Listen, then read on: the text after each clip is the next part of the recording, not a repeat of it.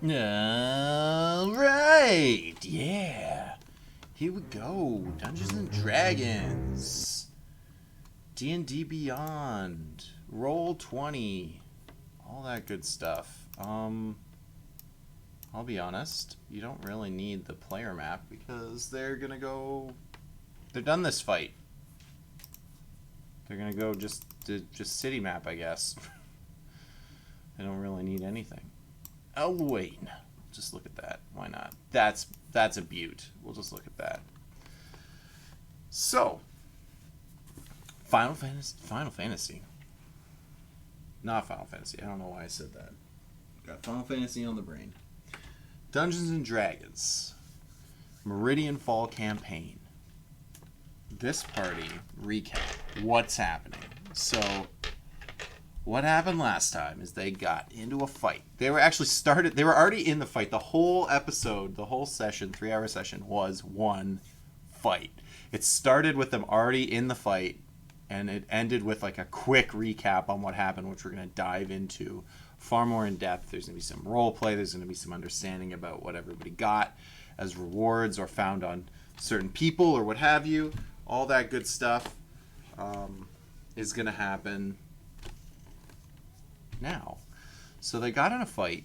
We'll just quickly review the battle real quick because it was an epic 3-hour combat that I'm doing moves, but it looks like I'm doing karate or something in the air, but really the chords are just being infuriating right now. I got chords on chords, and they're just like, what the duck? So, during the fight, they were in an alleyway. They were fighting a revenant that they had fought before. The revenant ran down the alleyway, and they were like, we're going to fight this revenant! So they go down there, and they fight this revenant. And they were kicking its butt, and there was a troll, and they fought the troll, and they were kicking the troll's butt. And then there was this mysterious magical person that they did not know much about. And then, as the fight started last session, the magic person whisked half of the party away to the Shadow Realm. No, that's Yu-Gi-Oh! To the Shadowfell, as D&D would have it be called. And in the Shadowfell, they were attacked by another, arguably the BBEG, the big bad evil guy. His name is Corbin. He's a nasty pile of garbage who has some kind of magical dark sword. His eyes were dark pools of blackness, and he had a crown made from this fiery, dark, null light as well during the fight. And he also summoned these creatures, or I say summoned, but he called them to his side to fight along with the party. Fight against the party, I should say, called Woe Striders. And in this world, I'm just going to continue to call them Woe Striders, even though they are from Theros, and in this universe it's a little different. But why not just call them what they are? Striders of Woe, if you will. And they nearly defeated our party. They were on the cusp of some nastiness happening, and at the last minute they managed to defeat the spellcaster and break the connection and pull them back into the material plane before they were destroyed, shut down, killed, de-magicified. And they managed to defeat the troll, defeat the revenant, defeat everything. We had some players on the ground for a bit, but then they got healed, they got brought back up. A lot of people are hurt, a lot of resources are used. I'm going to see what the party wants to do with that. We might retcon, go back and have them maybe observe the situation a little more before diving into where I put them at the end, because I wanted them to finally arrive in the military camp and speak with some people, which was the original plan 2 sessions ago. And then they got into a fight that ended up exploding and becoming much worse than anyone. Everyone thought it was going to be a little tiny blip, and then it ended up being a big, massive combat. So we'll see how the players shake out this session, and I'm going to pull them in to Discord, and we'll be able to hear and introduce them all. Hello, guys. Hello. Hi. Hey. It is that time on Sunday for some Dungeons and Dragons. Yeah. I guess we'll go over the introductions real quick before we get into any serious meat. Starting off, we have May Galenadel. Uh, Hi, Ezekiel. I also play Rim. Is that why you paused? You're like, is he going to introduce Rim as well? Yeah, I forgot how you did it. I think last time I did say both of them, and this time I just decided to skip it. I don't know. Yeah. So we have May and Rim being played by Ezekiel, and we also have Blanford Knitfable, our bard. Hi, this is Fallstar. Hi, this is Fallstar. I'm playing Blanford. Sometimes Zazie is Hornswoggle. It's a thing. It's been a long You time can. since It has Zazmos. been, but it's a thing. Um, uh, who knows? That might come back at some point. You can rewatch a bunch if you want to figure that out. Um, and that's still relevant because we have a Revenant who doesn't like Zazie. Uh, and It's true. uh, yeah, hi. Not like uh, you. we also have Fjorn Ledbrook, the barbarian. Yeah, I'm Imberg. I play Fjorn Ledrock, the quiet barbarian. Who is always willing to just save the day by chopping things to bits. And lastly, we have Oris Lakimpar, the monk of the party. Hello, stop shulking. As noted, I play Oris.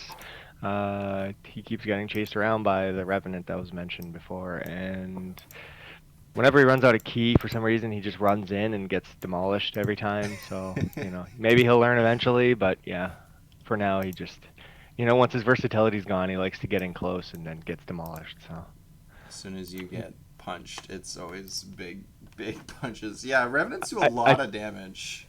I think Oris has taken the biggest hits of anybody by like probably the top three biggest hits we've seen like against us have probably all been on Oris. I don't know, maybe. There was like the giant lightning bolt and then there was the Revenant attack last match and there was probably another big one in there I'm forgetting. So I feel like he gets one shotted from full health when he does get hit. So Don't forget about the eye beam that Fjorn took. yeah, Whatever. that's true. I guess there have been some other big hits, but at least you got the HP, so That's true. It's not as big a deal when Fjorn takes like a 50 damage attack because it ends up being 25 damage, and then it doesn't, and that's like barely half his health. So I mean, compared to anybody else who would be instantly downed.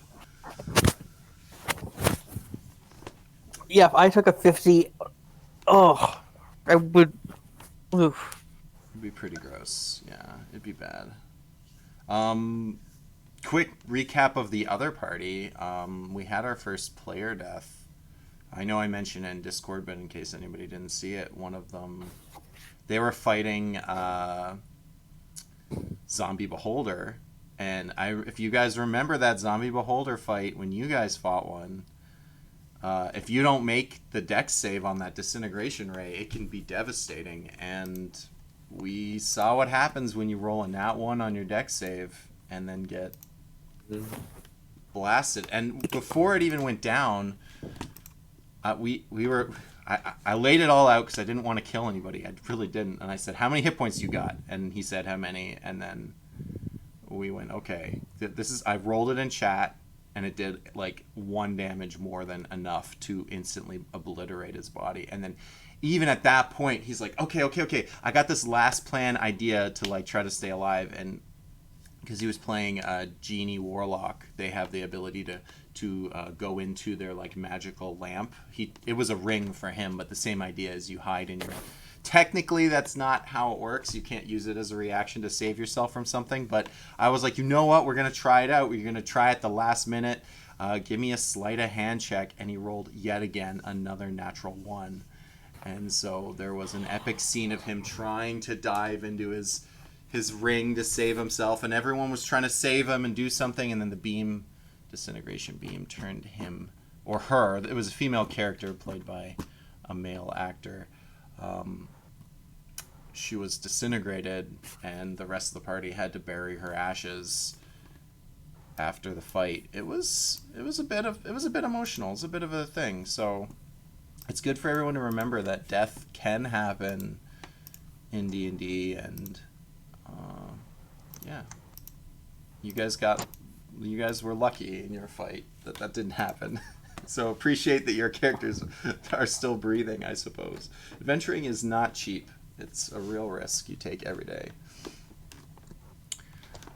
So I guess you guys it's up to you guys. You can either pretend we're still back at the end of the fight, if there's anything more you wanted to do there, because I kind of rushed you along to get a little bit of lore dump on you.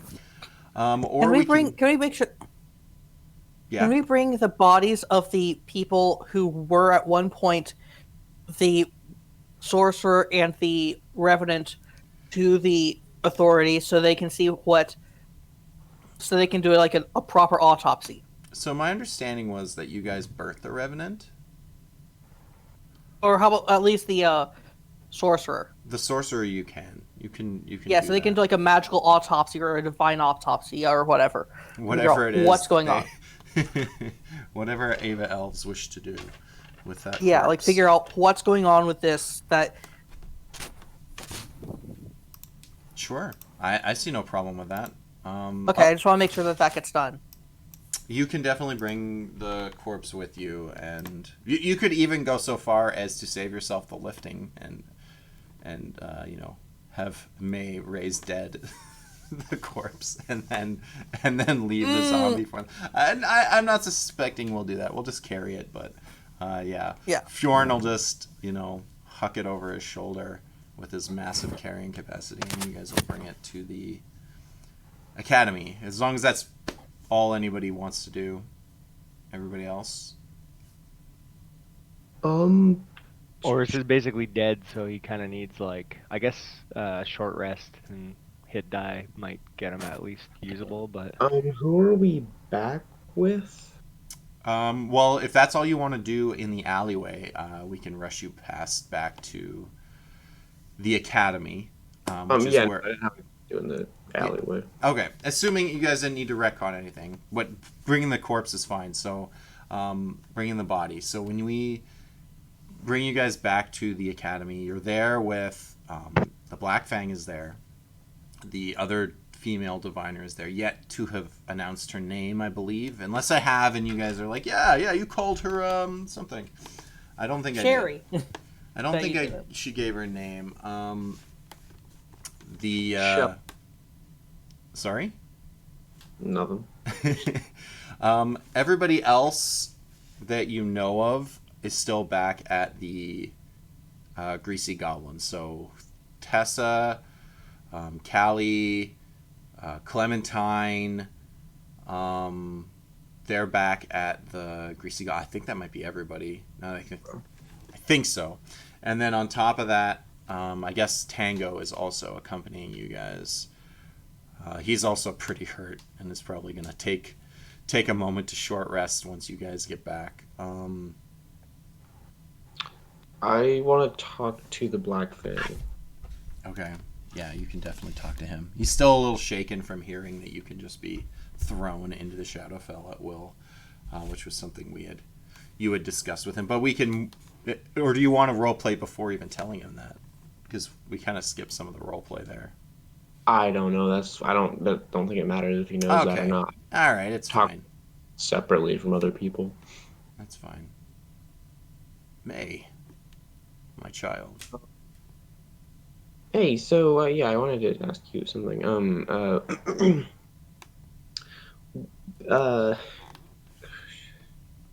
Just kind of like hesitant to say what she's trying to say. So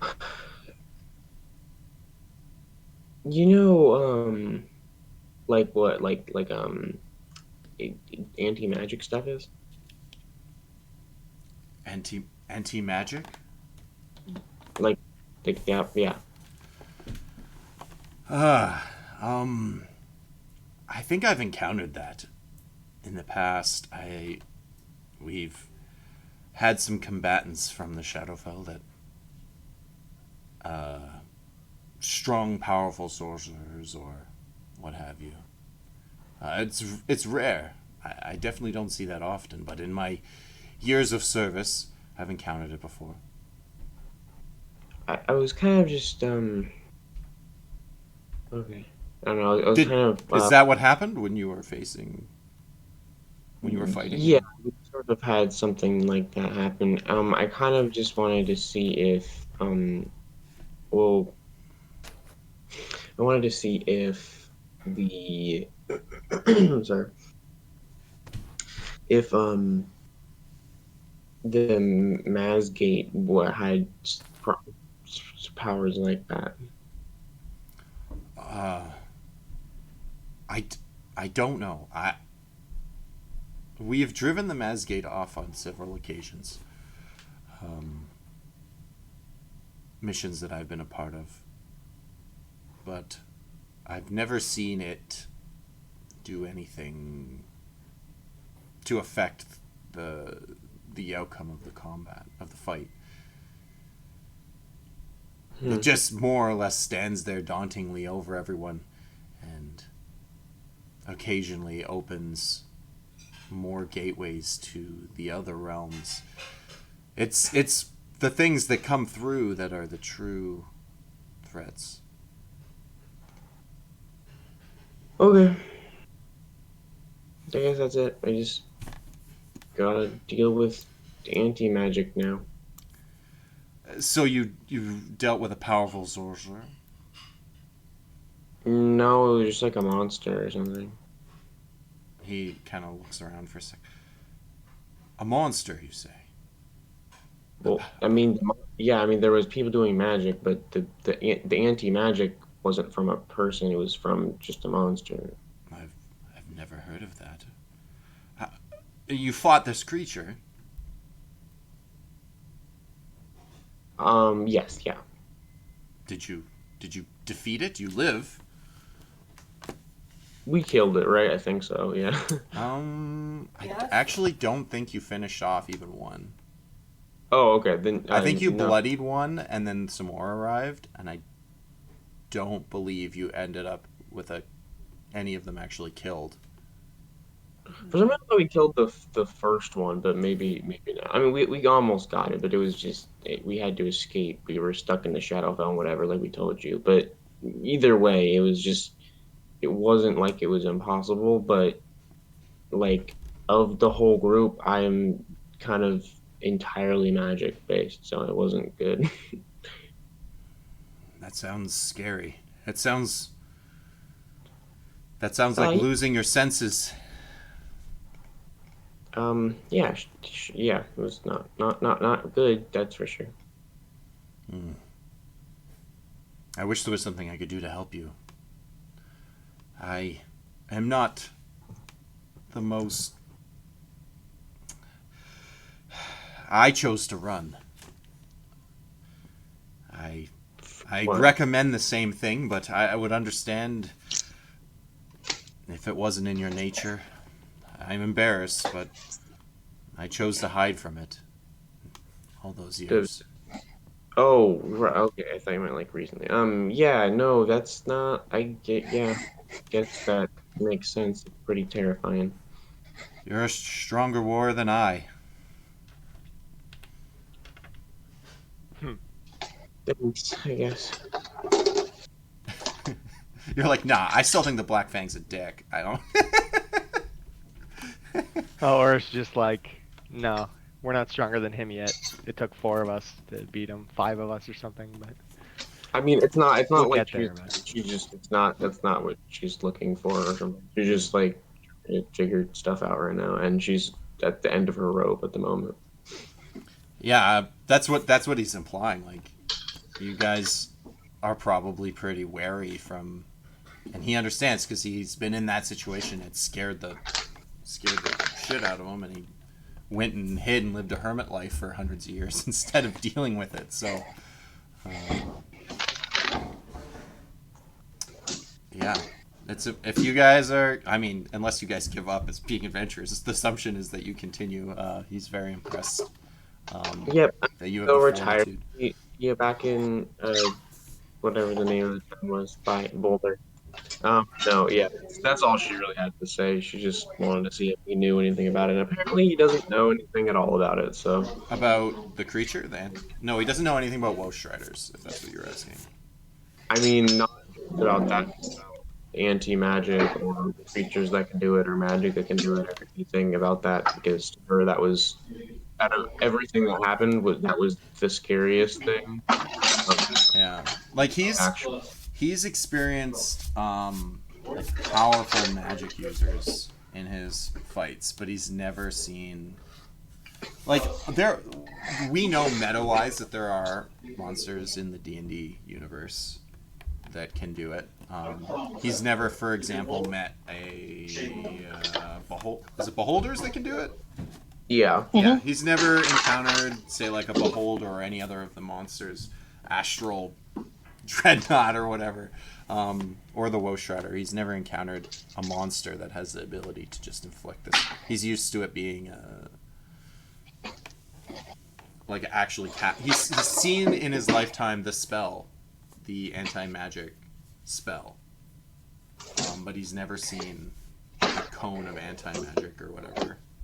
If that makes sense. If I'm not doing a very good job role playing this information, but No, it's fine. She's just not really. Yeah, I don't know. She's just not like doesn't care too much. She was just wanted to gain information. So, okay. Sadly, there would probably be more information at the library, but the library is deep in enemy territories at the moment. So The library is closed. yes. Please That's return okay. all overdue books via catapult. yeah, well, we should probably rest, but that's. Thanks for getting the other people and stuff. She like pats his arm and walks away. He understands. This is overwhelming for a lot of no one saw this coming. Oh, except for you guys. So yeah, Exactly. you guys were prepared for the war. You weren't prepared for Woe Striders, and they were not prepared for any of this. So they're all very shattered as well. Yeah, you can totally find refuge. You probably could find refuse as well if you really wanted, but you can find refuge at the academy. You can easily take a short rest. You know, and Blanford will do his singing and jovial attempts to keep everyone upbeat for the extra D6 or D8. Is it D8 now? Let me check. It might just be always D6. I don't know if it increases. Inspiration? No, the I forget. Song of Rest. Song of Rest, yeah. 1d6 Extra. when you roll a hit dice Yeah. Yeah. Basically, if you're when gonna you- heal hit points, you get an extra D6. right. And So, I yeah. need it because I am at 4 out of 33. Oh, well then, I'll roll just those take a hit look. dice. Try to get back to as much as you can. Do we need? I was thinking maybe a long rest would be fine, but Isn't it pretty early in the day still? Like It is very early in the day. Yeah. You're not entirely sure what will happen over another 8 hours. Actually, how does that work? Can you even long rest that many times in one day? You only roll long rest once per day. Yeah, you can Oh, only yeah. long rest once per day. Like, I feel like I think technically you could long rest now, but it's in the morning, so then that means you wouldn't be able to long rest again until the fall. Like, you'd have to go all night. It'd be a tough one to get that long Well, I guess- rest in. That was a terrible roll. But you do have the Pearl of Power and your innate wizardry abilities to get back some spell slots, so In terms of HP, like with the Song of Healing or whatever, I could probably get close to max with all my hit dice. Yeah. It's just 1d6 per the rest, though. Like, it's not per hit die. No, I know. Unfortunately. Yeah. The But bonus. you could, That was theoretically, atrocious. you could short rest twice and get 2 songs of rest as long as you use a hit dice each time. It's kind of silly, but That was atrocious. So I guess we're just short resting then. yeah, go ahead. You guys can short rest. Tango's gonna rest with you guys. The Song of Healing is on. It's just D6 extra. Yeah, as long as you spend a hit dice during the rest, you get. Yeah. Oh, I rolled real low on my life. Maybe the DM won't. There'll be just no combats for the rest of the day, even though you're in the middle of a war. Well, we had a pretty big combat already. I'm gonna get a little bit of spell back, but I don't have a lot of spells. Yeah, I used 3 hit die. Don't you dice, get and I back? got Sorry. 24, 29 HP. That's not. I'm also bad. gonna use the Pearl of Power. Nice. Yeah. That's what I was thinking. Like you're not. I mean, Blanford's probably tapped. Sadly. Oh, actually, No. I have Okay. spells a lot. I have that's all good. my first level spells, 1 second and 1/3. And you get all your inspiration back on short rest now. So I mean. Correct. Your bardic inspiration as well. Yeah, I've, So- Yours I've is got right now. You 3 guys are almost first at the point where a short rest gives you almost like a second wind, where like you get the vast majority of your resources back. The next short rest won't be as good, but I would like to. a little bit, which is nice, but it's just depending on how much stuff we do, it's not that much. I'm going to ask around and ask if there are the names of any human merchants. specifically human merchants. Oh, Correct. Okay. Just like hanging around.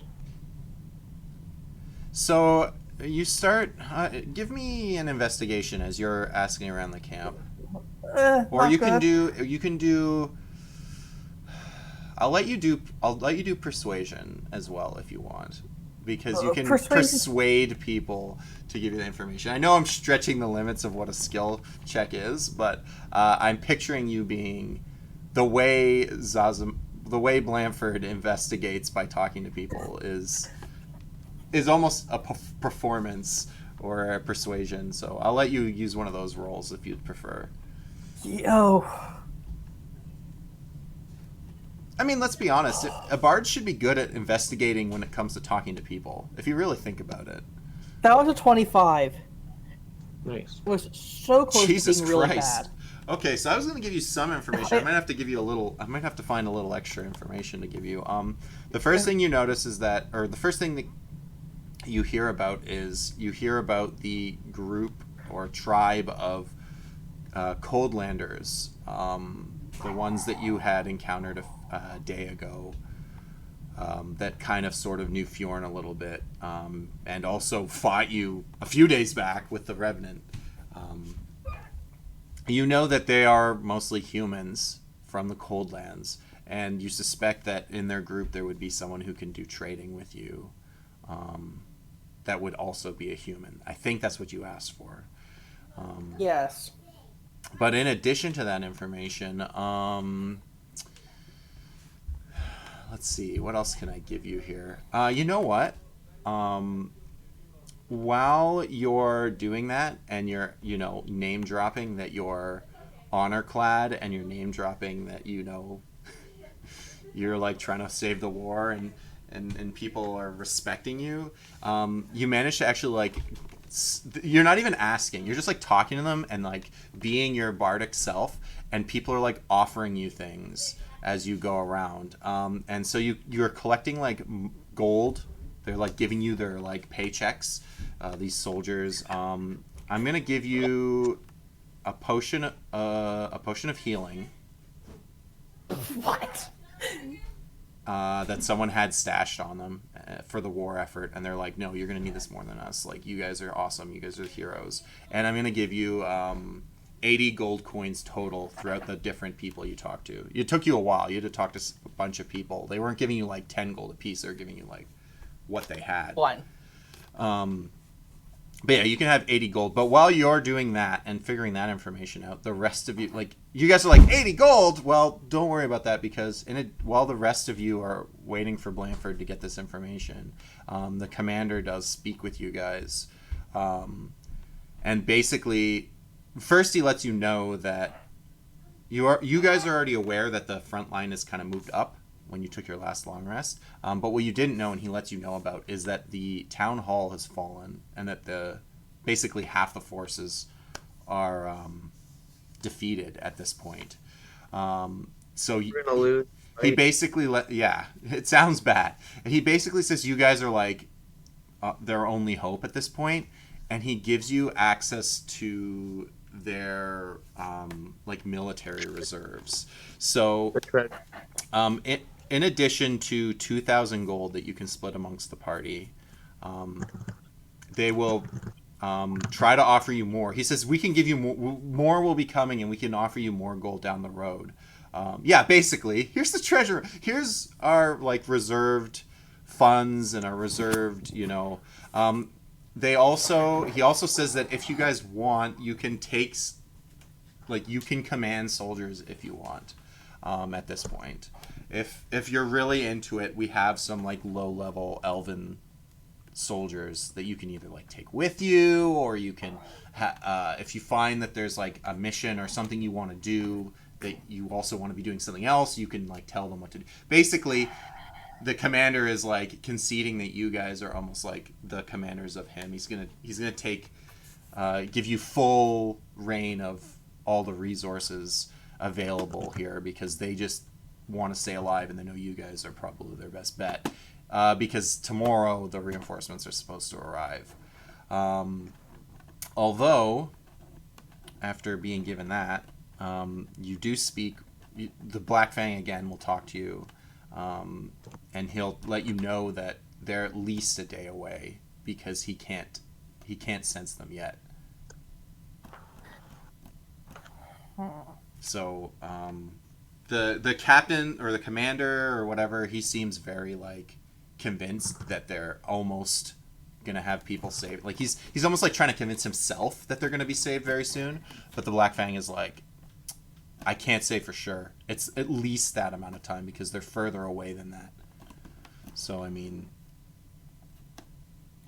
we could So it could just be to longer. clarify, how much money did It was we all two. get, or was it? It was 2,000 for the party. If you want to just split it up as 500 apiece, and Rim gets none. Wouldn't that be 400 apiece? There's Well, five that's of up us. to you guys. Do you want to give Rim a chunk? I don't personally care. He's got a bit of gold already, and he's not like looking to take much. But if everyone's like, "Oh yeah, no, let's give it to him," then he'll take it. Yeah, like he's gonna need Not stuff gonna be selfish. shortly. Yeah. And He's Tango gonna need stuff. doesn't ask for any of it. He's not interested in He's not part of the party. No, he's not. He's not honor clad. He doesn't get that right just because he's hanging out with you. I mean, Rip isn't either. So I'm saying 400 each. The 80 was just for Blanford, Right. Blanford. Yeah, okay. because he rolled Additionally. an insane 25. I mean, to be fair, that wasn't even a nat 20. You could have rolled a 29. But I gotta reward that sweet ass 25 with something. So yeah, you raised the spirits of the group too, the soldiers, the morale, and Yeah, I was hoping to find a human soldier or someone who might have like a human bodyguard that I could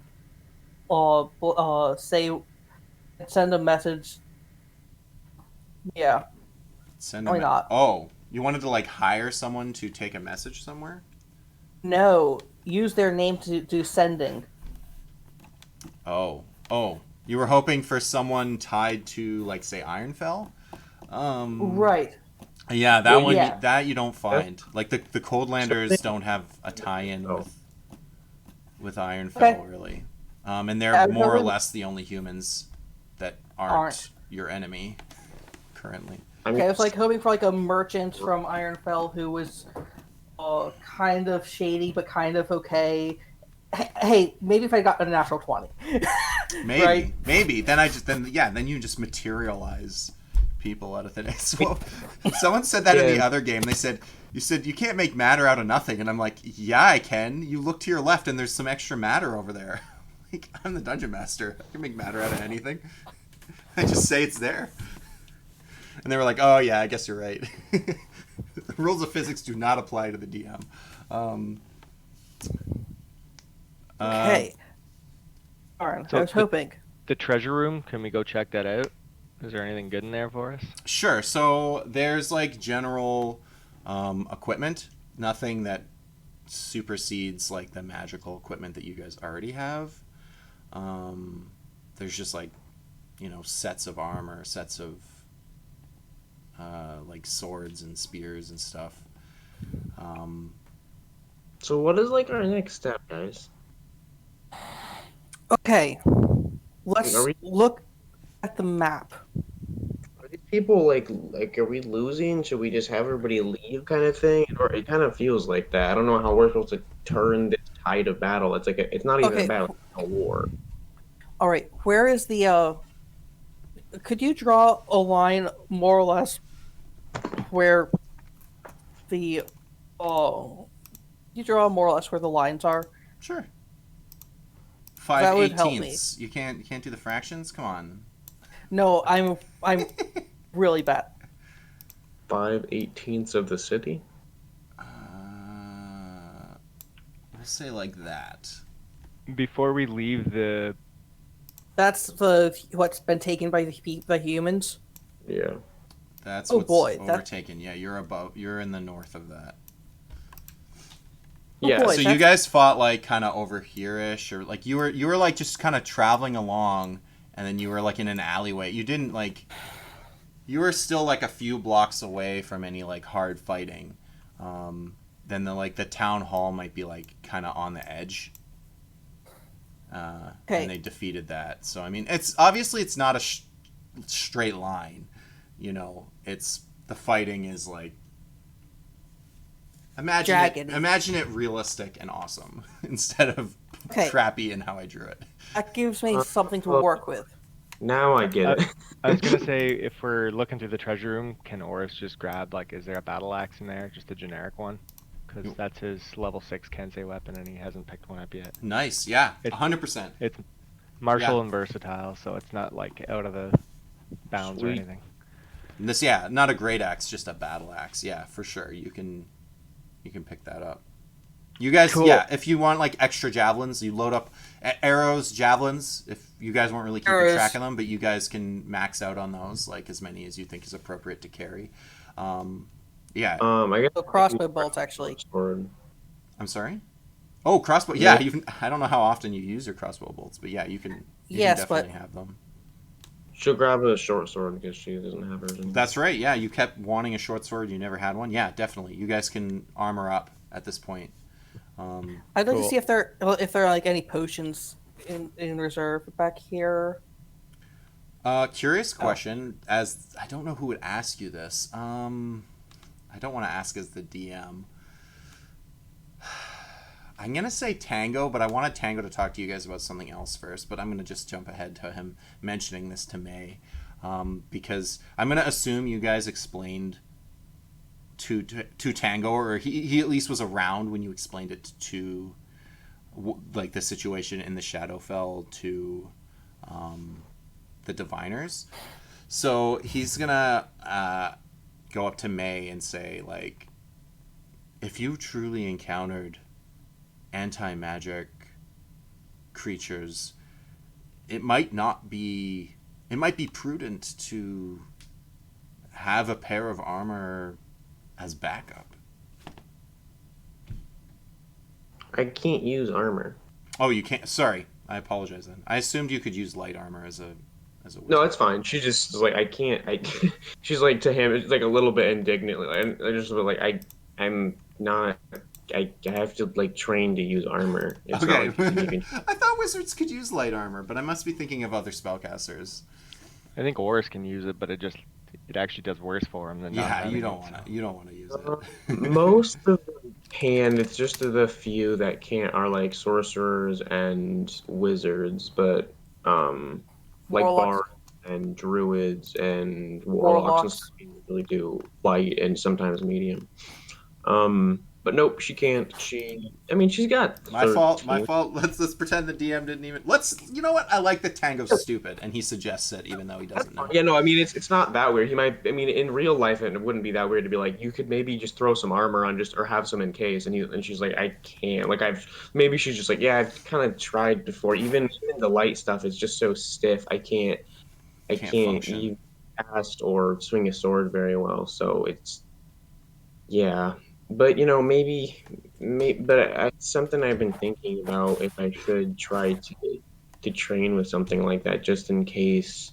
Um, I've kind of relied on magic for, I don't know, I guess my whole life, especially since I've left home. So, Well, he also feels for you. Yeah, everything, all my prowess, all my ability comes from the magical items I wield. I can't imagine. yeah, you're kind of nothing without all those items, I feel. He's hurt. He's so hurt. He takes it though. He's just like, oh. She like tries hard not to like like laugh. I Like, mean, she's aren't you in the same boat? But I mean, that's fine. well, with her, it's like not magic items. She's casting the spells. Like it's her knowledge. With him, it's like it's just these items that he has on him. That's what she was meaning. Yeah, yeah, he's wounded. He's wounded for sure. She's kind of messing with him, but maybe harsher than she meant to be. He's trying to be so cool, and then you go and say something like that, and he's like, "Damn, I can't So- even impress the young ones." What's his name? That we spoke about before. Hekram. Hekram, yes. I meant to speak with you guys more about that. I've just been in my own head ever since what happened. Yeah, there was a lot of stuff going on. You mentioned the Mazgate. I feel it's only fair I tell you everything I know. Yeah, I agree. Yes, tell me, you son of a bitch. So, I think it appropriate that he would make sure everybody is gathered around so that he could explain this. So we were waiting for Blanford to return. I'm not entirely sure who would be doing the autopsy on that corpse you guys brought back. I'll let you know if that comes up at some point down the road. But yeah, he'll make sure you guys are all gathered together before he starts explaining what he knows and what he thinks he can help you guys with information-wise. So. Sorry? Nothing. May just start shaking him and just like, what do you know? Oh, what do you tell us everything? And he's like, I know nothing. Sorry, that was a Secrets. Because Man on he's stronger than an artificer when he's not wearing his armor. What? I'm making a joke. he's Like she has like 8 strength. he doesn't really fight back. He's more like freaked out that he's being shaken. Plus, He's just I like, don't know if he's an artist. Oh, you're He touching might me. not.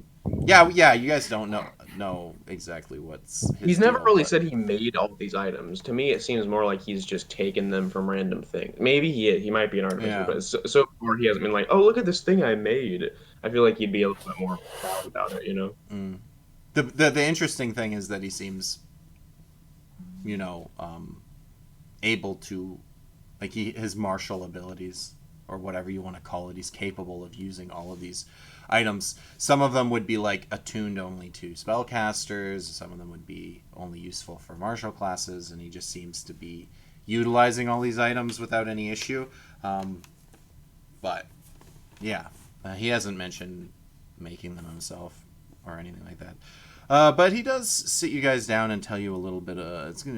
I guess it will be a bit of a lore dump. He's gonna explain to you what he knows about the Mazgate and about Hekram. So, I hear you guys saw the Mazgate when you were in the Shadowfell. I didn't even realize that's where they had taken you. I knew you'd been. Well, I had assumed the worst. I'm glad you're back. and he starts kind of talking off, and you guys like snap him back, and he's paying attention again. Oh, sorry. Yes, the Mazgate. An ancient and immense natural force that's been plaguing this land for, well, longer than I've been. Yeah, we know all this part.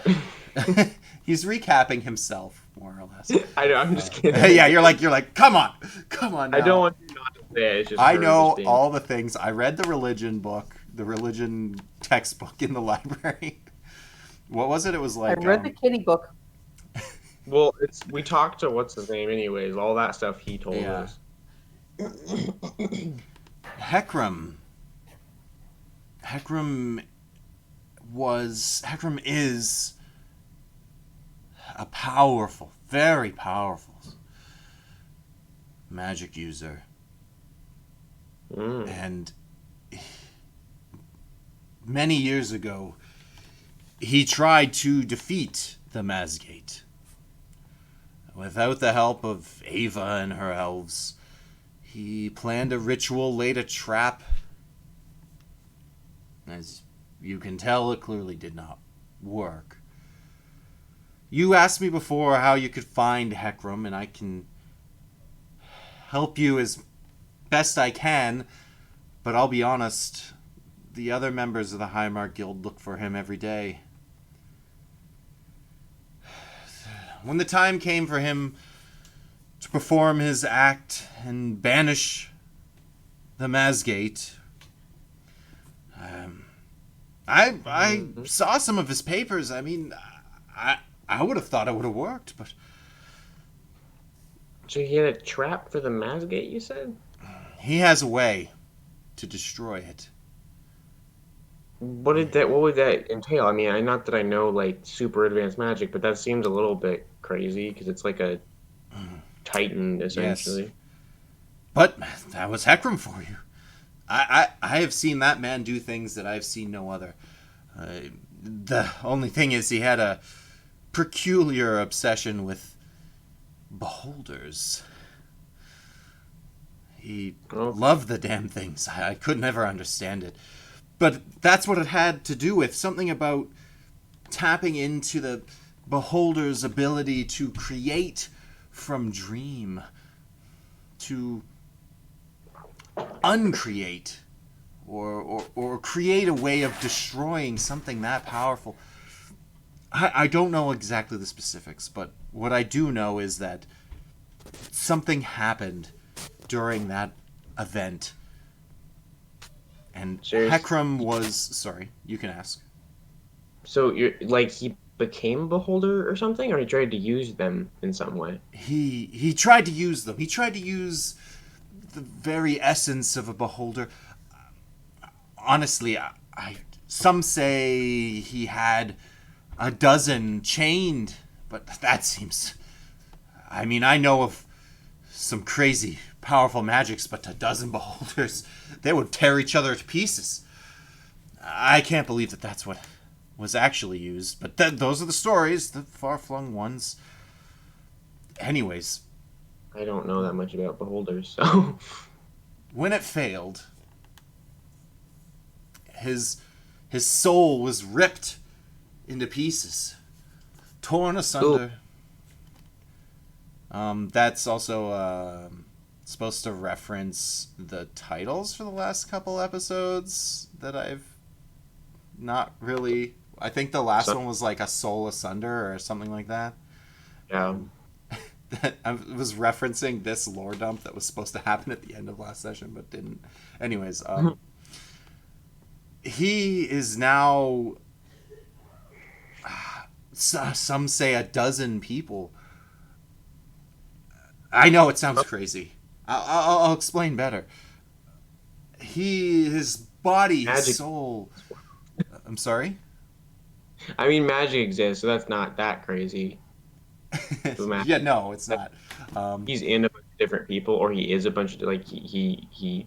His body and soul split into multiple people, and we don't know where they are, who they are, if he even is aware that he is He Voldemorted. Yes. Okay. So that is more or less where this is. Yeah, the parallels are there. The Horcrux idea.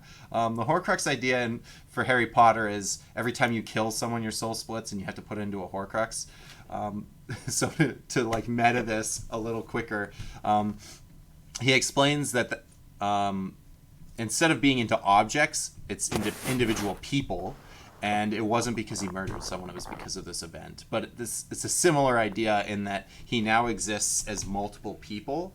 And then talking back as Tango. And I believe, and and members of the Highmark Guild also agree, that if we could return his bodies back together, he may have the power to stop the Mazgate. Or we could just like talk to him and find out his plan and do it ourselves. Because it sounds harder to. It sounds I'll like admit, it's you are a powerful spellcaster, but a. I don't believe you are at Heckram's level. Well, I'm not saying right now, but I'm talking about like the fact that I don't personally have the ability to take multiple parts of a soul and then mash them all back together and then make him a new body and then put him back. Like, even if I don't even if we All I the mean, King's Men. spell maybe 8th level clone. I don't know how we're supposed to build him a body and then take his soul and put it back together. Like that's pretty intense. But if we can figure out a way, leave to that talk to to him. us. I believe that me and the other members of the Highmark Guild can find a way. Yeah, well, I mean, I guess we find him. We don't have any reason to know how to find him. That's why. That's the more of what I was wanting to know. Will the dice shine if they come close to a fragment of his soul, or? Yeah, is there like some way of knowing, or is there someone that's part of the guild that like is part of him too, but not fully, so they can't utilize his memories or something? Like it seems, how do you even, know? I wish I knew more. I wish I had more answers for you. Which This guy is what is the DM's been saying this whole time, and it pisses off Ezekiel every time I say that. Tango's just a man with a bunch of magical items. He doesn't know. He barely knows anything. This guy's useless. I recommend bringing this up. Have you met other members of the Highmark Guild? Yeah, sure. Rat Lady and Whimsy. Yeah. Is Oris saying that? Yeah. Yeah. Have you met Whimsy's sister? Is that the Rat Lady? No, it is not. Then no. You mentioned that. No. Whimsy and her sister look similar. They're. I don't know. I'm I pretty sure always- Whimsy's human, so I'm gonna say they're both human. I haven't seen Whimsy, so I just kind of thought they looked the same, probably. Oh, Rat Lady was like non-human, right? She was a gnome. Yeah. Yeah, okay, And that's she right. also believed she was a rat. Whimsy Yeah. sounds like a gnome's name, so that's why she just thought that they were the same, basically. She just imagined. Well, yes. If you can contact Whimsy, if you can speak with her, do you know where did you last meet her? Who? Whimsy Whimsy. was. Well, we Whimsy? spoke with her while she was traveling with the war Part of the fucking band that bath- was moving here. You traveled with the war band. No, No. she did. We spoke with her. He just kind of looks around confused for a second. Is Fjorn here with us? Can I just Oris looks Well- at Fjorn? He's just there like flipping the coin, just like waiting for someone to mention him.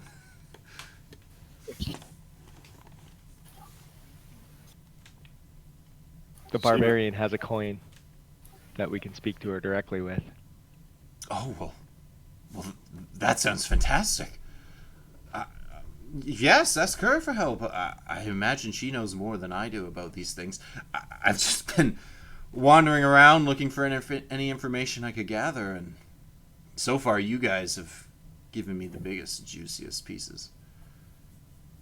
All right, I guess call her up, Fjorn. Call her up. I don't think what are we phones gonna or ask her? calls or He checks his little black book. He's like, okay, Tessa, Whimsy. Oh, right. Got to dial this number and then. Yeah. Oh, what's her extension again? Oops, I always mess this up. Yeah, I guess we're gonna ask Whimsy about if we can figure out how to. for Oh. her cat. Sorry, I don't know if you heard that. No, I didn't hear it. Oh, I was gonna say, I guess we would just want to ask Whimsy if we can figure out how to identify the souls of Hecarim. Or just any more information about him. All right, I guess. So you want me to do it now? Okay. Do it live. Do it live. Okay, take the coin out and Rub it or whatever. How do we use it? It was funny actually watching the other party trying to figure out their coin, because without like, oh no, what was it?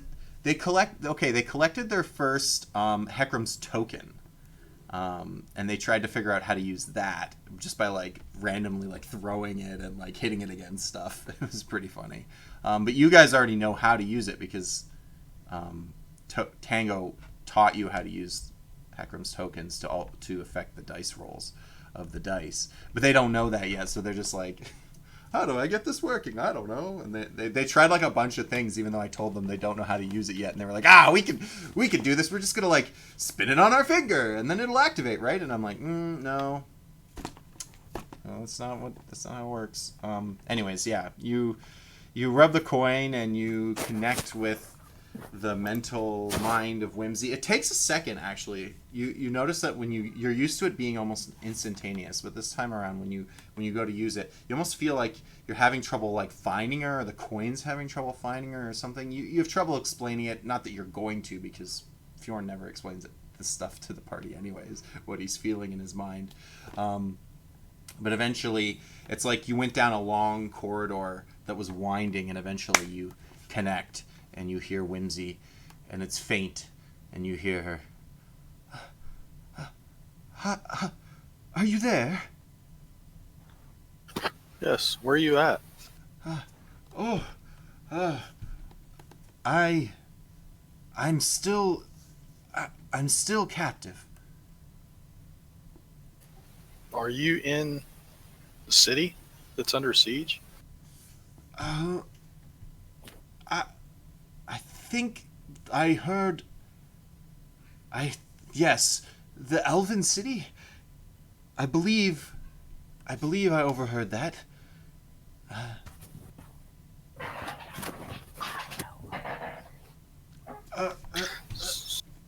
You hear her whisper. I forget, what languages does Fjorn know? Yeah. I'm sorry? Do what? What languages does Fjorn know? I kind of forget. I know that Elven. last... Elven. Is that it? Elven and Common, or... Yeah, I think so. Yeah, Oh, common okay. and elf. Okay. I'm trying to remember. I think the last time she spoke other languages, it was with May, and she could pick up some of what was being said. But this time around, you're not...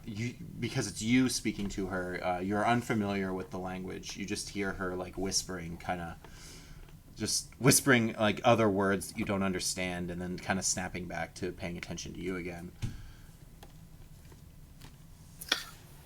She's speaking human. I don't know what she's saying. I'm going to tell the others that thinks she's in the city, held captive. Does she know, like, she have a location of some kind? Like, can she see anything where she is? I'm going to assume Fjorn passed that on. Because I was going to answer it, and I'm like, I guess Fjorn has to say it, but I'll just move on. Yeah. It's dark. They keep me working in some kind of chamber. I assume that it must be on wheels or something. I feel us moving occasionally. I'm sorry. I'm worn. They've had me working alchemic oil day and night. And then you hear her speak another language. You hear her say in Elvish, "Not now, later. and then back again to some other language, not the same as the first one.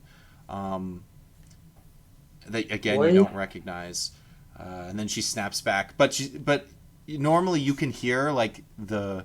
You've noticed this over the times when you've connected. You can hear like the general area. You don't suspect she's speaking to anyone or heard anyone talk to her first before she said these things. It could just be that whatever she's hearing is outside whatever magical earshot this coin has access to, but it could just be that she's not speaking to anyone. You cannot tell the difference. Okay, I think we should go find her, guys. So let's get some more information about where she is. Yeah. Was ask her about Heckram. Or wait.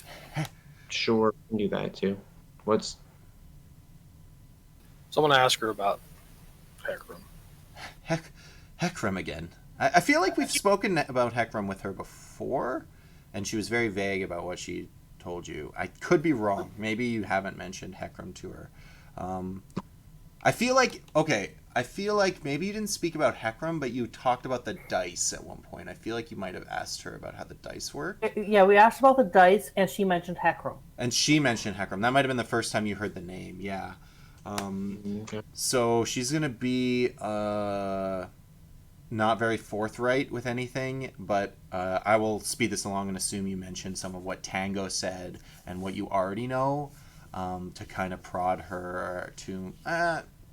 you know what? Just because I want to see a roll happen, let's have Fjorn do a persuasion. Just because I know he's not very good at it. I just want to kind of... Hells yeah! You guys are just rolling it. There has only been 2 dice rolls this session, but it's been a good one. Oh yeah, yes, Heckram. Tango, yes, I knew him.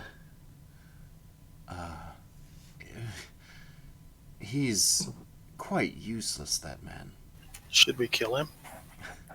No. If I ever do get out of here, I would enjoy seeing him again. And you feel this like weird feeling that you're not used to, like you almost feel her emotion for a second there, and it like makes you feel uncomfortable as you are like slightly turned on by Tango's appearance. But you know it's not your own feeling, but it's this like weird like extrasensory feeling that you're not exactly sure what to do with, and you kind of ignore it and compartmentalize it and continue on with the conversation. No, don't. We're gonna kill him, right? Don't. But yes, what he says is true. I do believe Heckram is many people. I've heard Tallow say... She skips right over that name. You don't recognize it, but she says it.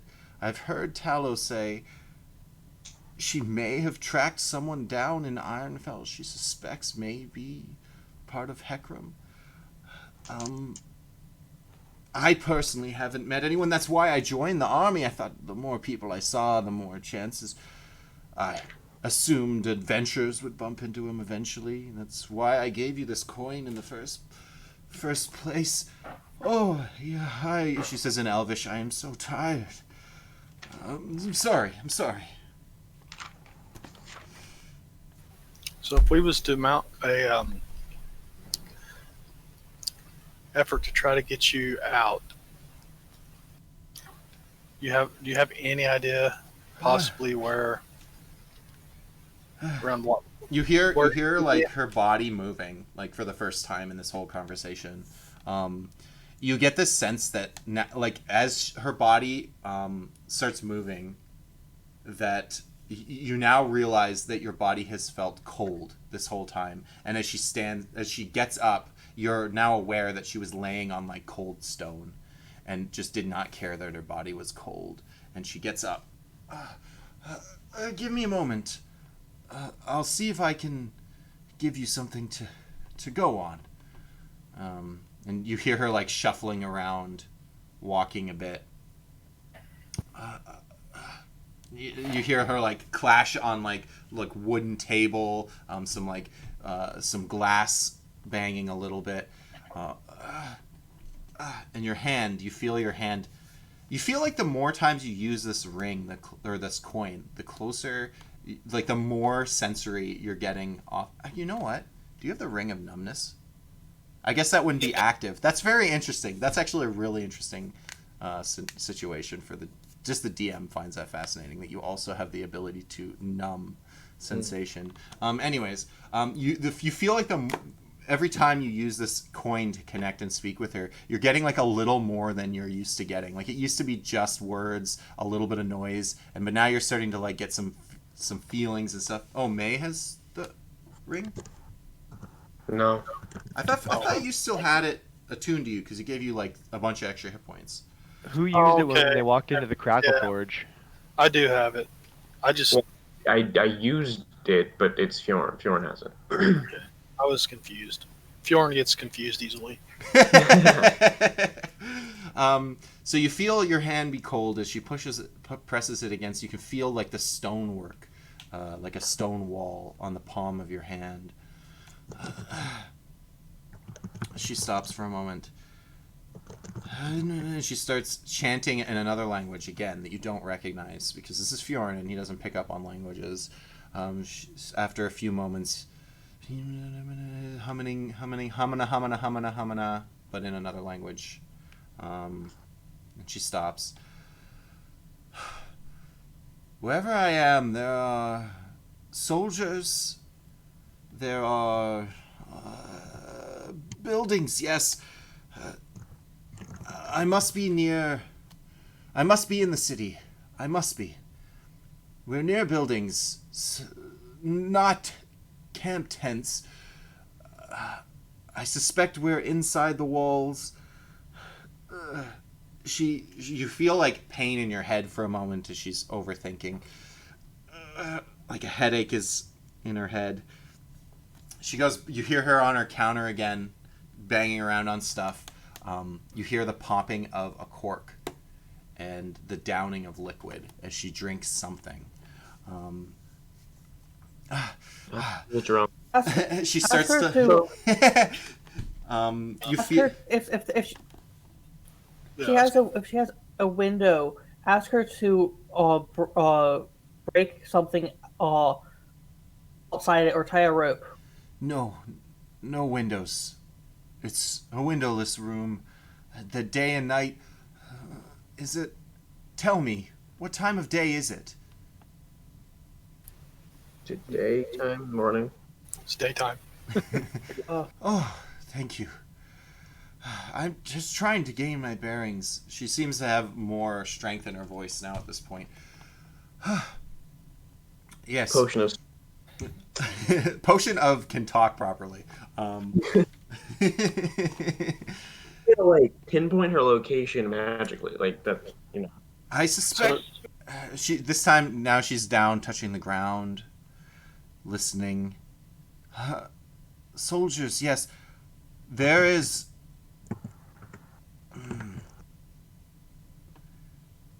I don't feel that the great sorcerer that I know that there is a great sorcerer in this army. I've felt his presence before, but he's not near me. So I suspect if you can determine where the attacks are coming from, where the military is strongest, I will be elsewhere. This is very cryptic, but the best she can tell. So basically the information she's giving you is two pieces of information. One, she's within the city walls. She is not in the southern camp beyond the walls.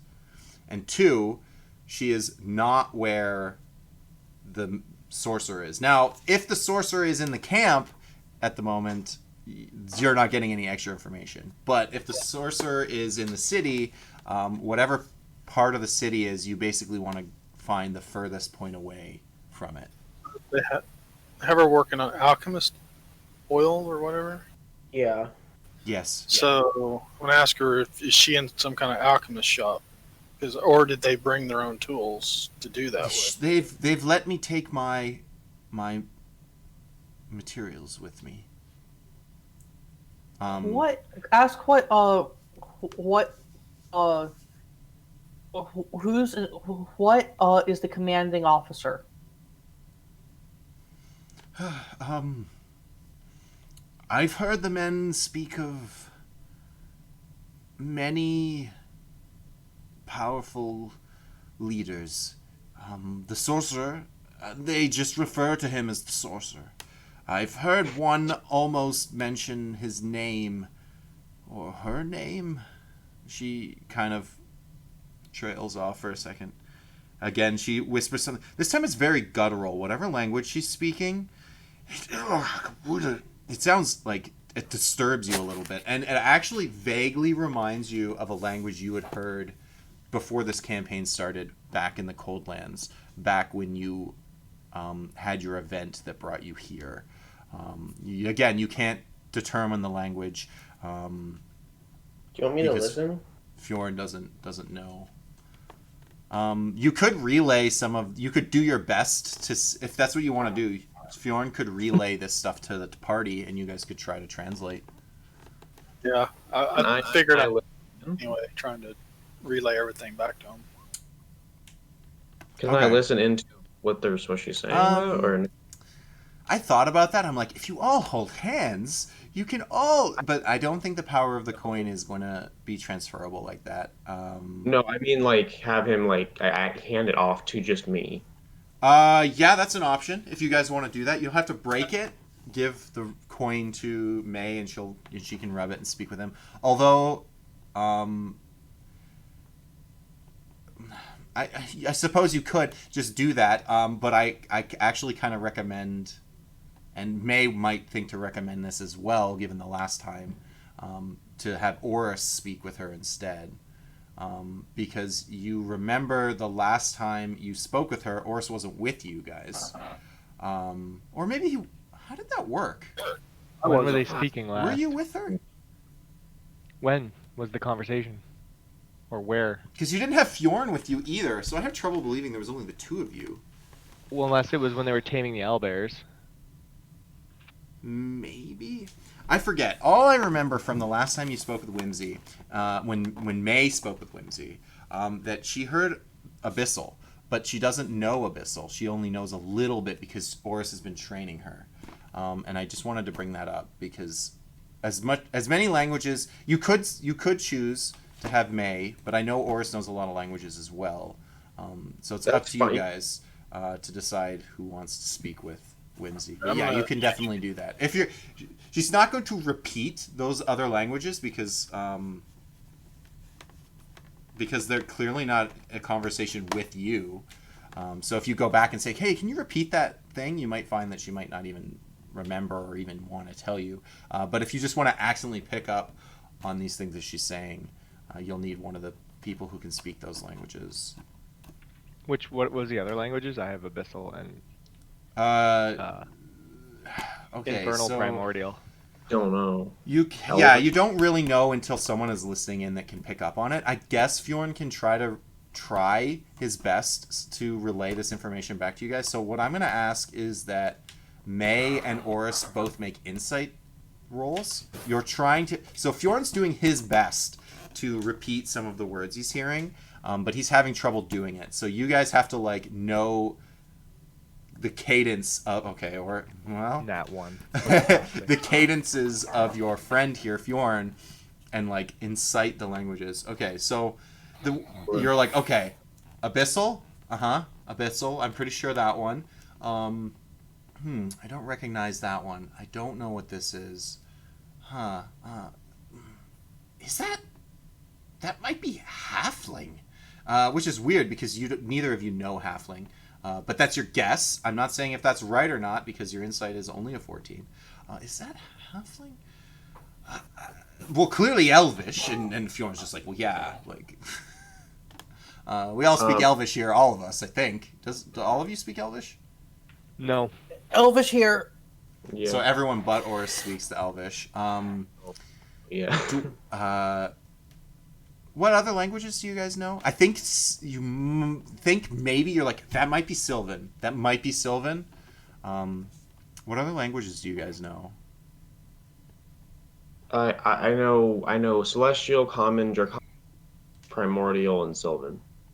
Okay. And you also know Infernal, Oris? Or do you know Yes. Celestial? You know Infernal and Abyssal, right? Infernal, Abyssal, Primordial. Okay, very Nice. interesting. You guys have awesome languages, and I love adding this little this little. A lot of times in D&D the languages just get ignored, but I really like trying to tie this stuff in. Does Blanford randomly know a language that no one else covers? Nope. Okay. I only have 2 languages. Which is very Um, strange. I think that might be all you discern. You're not sure what else. You're like, okay, there's a couple of languages, or maybe the same language that I'm not picking up on.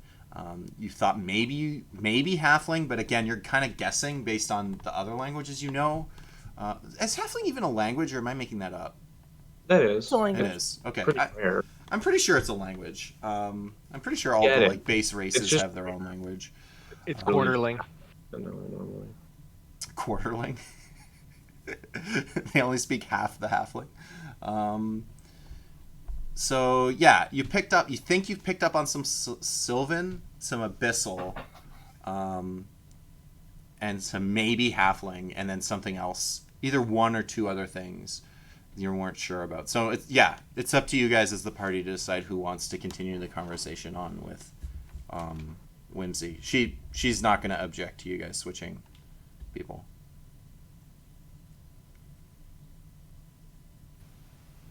It's up to you guys. I don't know. I guess it doesn't matter that much. I just kind of like we have to figure out a course of action. So either we're like just not gonna worry about it and we don't get a lot of Okay. information, or we're gonna try to rescue her and we don't really have a lot of information to go on there. Maybe the next Is time she- you speak with her, you guys can plan it out more. Is she on like the first floor? I feel like we just Sure. Yeah, you can relay that question to her, and she'll tell you yes. She's in some kind of stone-worked, chamber, but she also feels like somehow she's on wheels because she's been carted around. But that seems strange to her because how that would be too heavy. How would you do that? And then those other 2 pieces of information, not in the southern camps, within the city walls, within that red square I drew, and not wherever the main sorcerer is attacking. So you might be able to kind of look for where the damage is, where the attacks are happening, and use that information. Another thing you might be able to do, I mean, again, this is the DM suggesting it, not any in character, but you do have 2 diviners at your whim, so you can try to use their assistance. I have a question for her. Are the walls of her prison curved or straight? I believe it is a square room. Okay. is there like stuff outside the walls? I've given Like if you you the knock on it, it's if, like, just knock on the wall. I don't know. Like I feel like Yeah. it should be pretty obvious if you're like in a house or in a single shed room. You know what I mean? Stone like polished. She told you that she's within the walls of the building. That also already feels supernatural enough. I mean, and the walls of the city. I mean, there's buildings around her. I mean, I'm not sure what you're asking. I'm sorry. I was asking if she was in Leoman's tiny hut. What? Obviously not. I don't think so. You don't suspect. She describes where she is, and your knowledge of that spell, you don't believe that that's what it is. What material is the wall? Isn't it like wood or something? It's stone. Oh, it's stone. Fjorn could feel the stone as she was touching the wall Right. and the floor. It was I thought that the It's wall. stone. It's stone, like stonework. But then, again, she says, but then I feel like we're on wheels somehow, moving me around, which I don't know how is possible because if like how can a whole room made of stone, no less, be light enough to be on wheels of any kind? It would. So she can't explain it. She knows she's moved. I mean, magic's real, so that's how probably. That's Oh, how probably, the yes. floating disc. It's probably some kind of. Sure. So, Blanford, you can give me an Arcana. Some variation on floating disc, maybe. I mean, maybe, yeah. I mean, it seems like that would be a lot harder to tell if you're moving because that's so smooth. But I guess it's 30, possible. 20. Dirty 20. Okay, so yeah, you suspect that what you feel like that's a good guess. Something magical, something similar to, or maybe that spell itself. Although I think if I'm recalling that spell specifically, the weight limit would probably be more than a brick room. Yeah, it's like 5,000 pounds.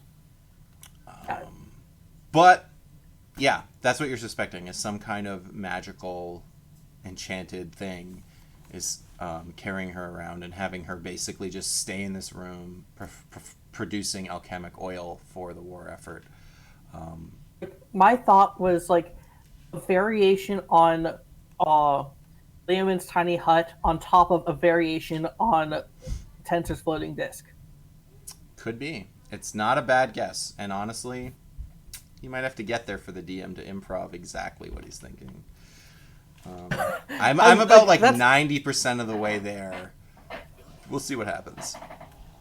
And I also think that Whimsy is being forced to astrally project into bodies and is actually the sorcerer that we're fighting. Well, What? I'm not going to have a roll for that one. We can just let that simmer. But she did There's no- specifically tell you that she is, wherever the sorcerer is, I'm not there. But who knows? No one rolled insight, so who's to say every single thing she said was truthful? There's no roll tinfoil. Roll tin. When you have like a massive conspiracy theory, and then there's a roll to see if the conspiracy is true. Exactly. Yeah. Yeah. Can you just roll me a quick tinfoil roll, and we'll see if this world's flat. Yeah. I saw on Reddit. It was like those who were a flat earther and then stopped being a flat earther. Why did you stop? And then one of the person said. Someone asked me why NASA would do it, why fake it, and I didn't have an answer, and I realized, yeah, it's fun to think about, but like, what's the goal? What's the advantage to a global conspiracy on the, like, what do you get out of it? No one, they'll. Wait, what? I mean, people. The reason why you're talking about the moon landing somehow. How did I miss that? No. World is Earth. The flat Earth theory stuff. Oh, the flat. I was like, wait, what? Which isn't too far from fake moon landing conspiracy. No, well, the moon landing. There's more of like I don't believe it. I just think there's more of like a reason behind why they think there was some kind of like background to it. Oh, the moon landing. Why did they fake it? Well, that's obvious, to win the space race. Like that one's that one's clear. War. Like if someone told me the moon, like if we found out today definitive proof that the moon landings were faked, I personally think they were real. But if someone gave me definitive proof and they came out and released it and was like, yes, it was fake 50 years ago, we apologize. Like everyone, I wouldn't even be upset. I'd be like, well, you had to do it. Like, what are you gonna do? Just let Russia win and lose the Cold War? Like, who cares if Russia wins? It's just space. that no. national I mean, pride is a big maybe you thing. didn't. I mean, I didn't live in the 70s either, so I can't say that much. But from my experience, it was very impactful of the cultures in that world. It's Civic possible. pride. It's more Have to than remember- just. It was more than just like, are we the best? Like there was literally a nuclear Cold War going on, and the victor of that Cold War was who won the space race. Like it, they had wasn't nukes. Russia. It was like a Mexican standoff, and they said, okay, instead of us shooting each other, we'll just say whoever wins the space race effectively wins this war, and I'll back off. So had it gone the other way, no one can say for sure, because I mean history. I mean, that's what do not really a Mexican standoff, but I mean, you don't think that's Yeah. that's not a Mexican? You need 3 people for it to be a Mexican standoff. yes, yeah. I know. Fair I'm enough. not saying that. And I'm just meaning like I would be annoyed if they lied about it personally. I wouldn't be as surprised as some people, but I would be annoyed. Yeah, no, for sure. Well, okay. Or what- This is going to be very. This is probably going to piss some people off, and I apologize ahead of time. Again, I am not saying 9/11 was an inside job. I'm not saying that. But if I found, like, again, I understand the whole, like, I'd be pissed if people were lying to me, but let's say there's a universe where you needed to start a war for some other reasons that you can't tell your populace. Like let's look at the Vietnam War. The states did not have the support of the people. So you need a trigger. Like, I'm just saying there's way more potential for there to be a reason behind it than flat Earth. Flat Earth has no reason. Like, why? The argument usually is that NASA gets paid, but like, what? The amount of money NASA gets is so fractionally small compared to like other ways to make money. It doesn't. I don't see how you get a global conspiracy. Like, they'd have to be paying off the Chinese and the Indian and every other country that has a space program. Like, I would blows love my for it to mind. be true, because that would mean that all countries cooperate much more than they actually do. Exactly. That's the thing. Like, if you're America's enemy, if you're NASA's enemy, why would you agree to this global conspiracy? Like, you also have to almost pretend Australia doesn't exist. Like, it's the amount of stuff It's you wild. have to jump through to make flat Earth happen. My favorite is just like Wild. the moon covers a circle. Like, the sun and the moon, it's a crescent moon. Like, how is that not a circle Earth? But then they say, like, oh, but the moon's not actually between the sun and the Earth, or what? I'm like, what? Okay, you got, like, at some point Occam's razor comes in and is like, enough is enough. The simpler solution here is that there isn't a global conspiracy, and the Earth is round, and airplanes work. And anyways, There's no evidence to the contrary, and there's no reason why anyone would be lying about it on a global scale. It's just not really worth arguing about most of the time. all right. So now that I've wasted a bunch of everyone's time, and that is officially on this episode now. So if anyone goes back and watches episode 25, I'm not clipping it out. It's in there. It's in the middle. But we are at our break, so I'll let us take a break, and you guys can decide what you're gonna do moving forward with Whimsy. If Sure. you want, like, just so you guys are aware to think about it, you don't have to do. I mean, it sounds like that's what you guys are gonna do, and I'm not saying don't do that. I just want you to know that there are other options for things you could do. You could speak with the commander and possibly look for other, like, military missions. Technically, Dapper Dan is still out there looking for a support. You could talk with Clementine and see if she has any other interesting jobs for you guys.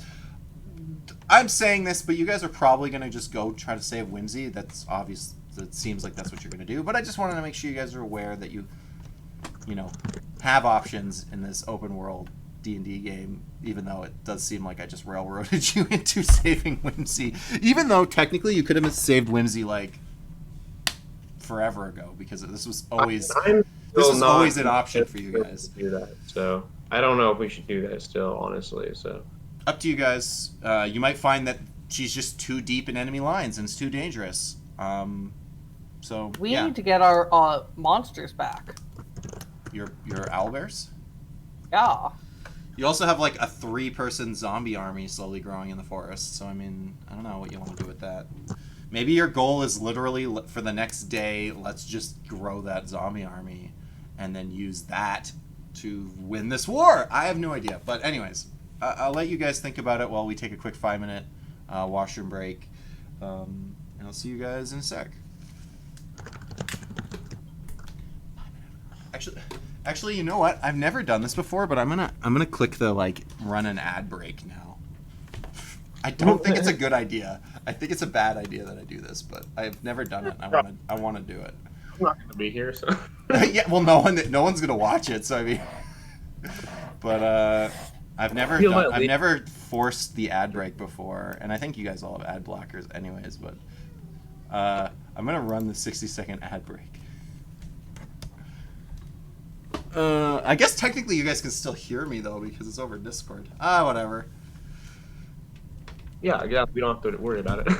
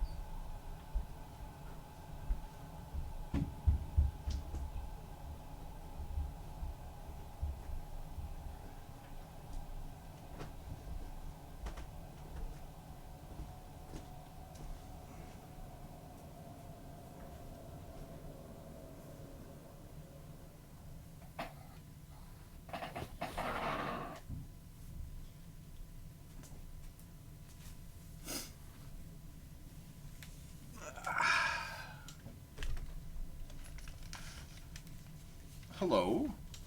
The DM is back. DM stands for Dumb Moron.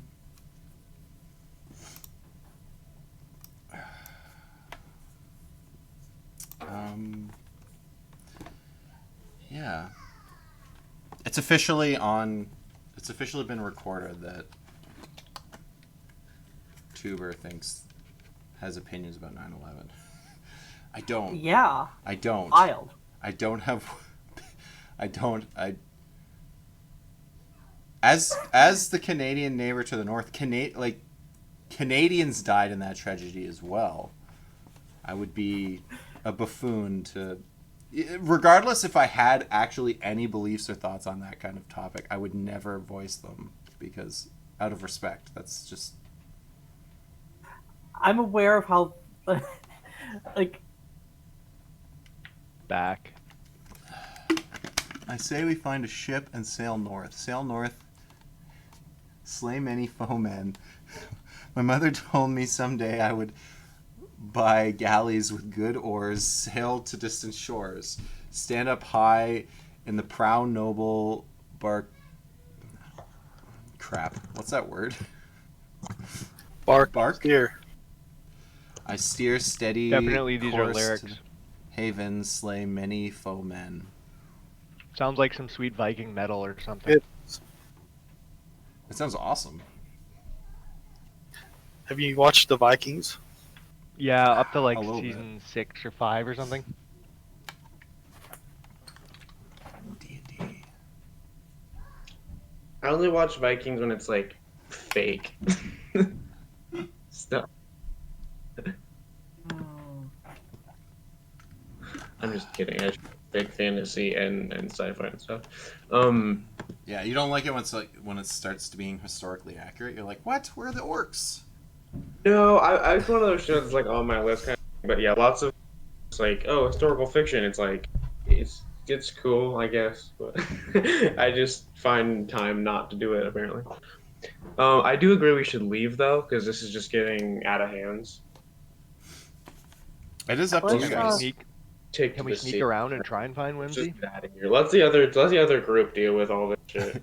Something I did mention to the other party was that they tend to do exactly what I lay in front of them. And then you guys tend to just never do the things I lay in front of you. You guys are just like, if the DM's not forcing me to do this, we're doing something else.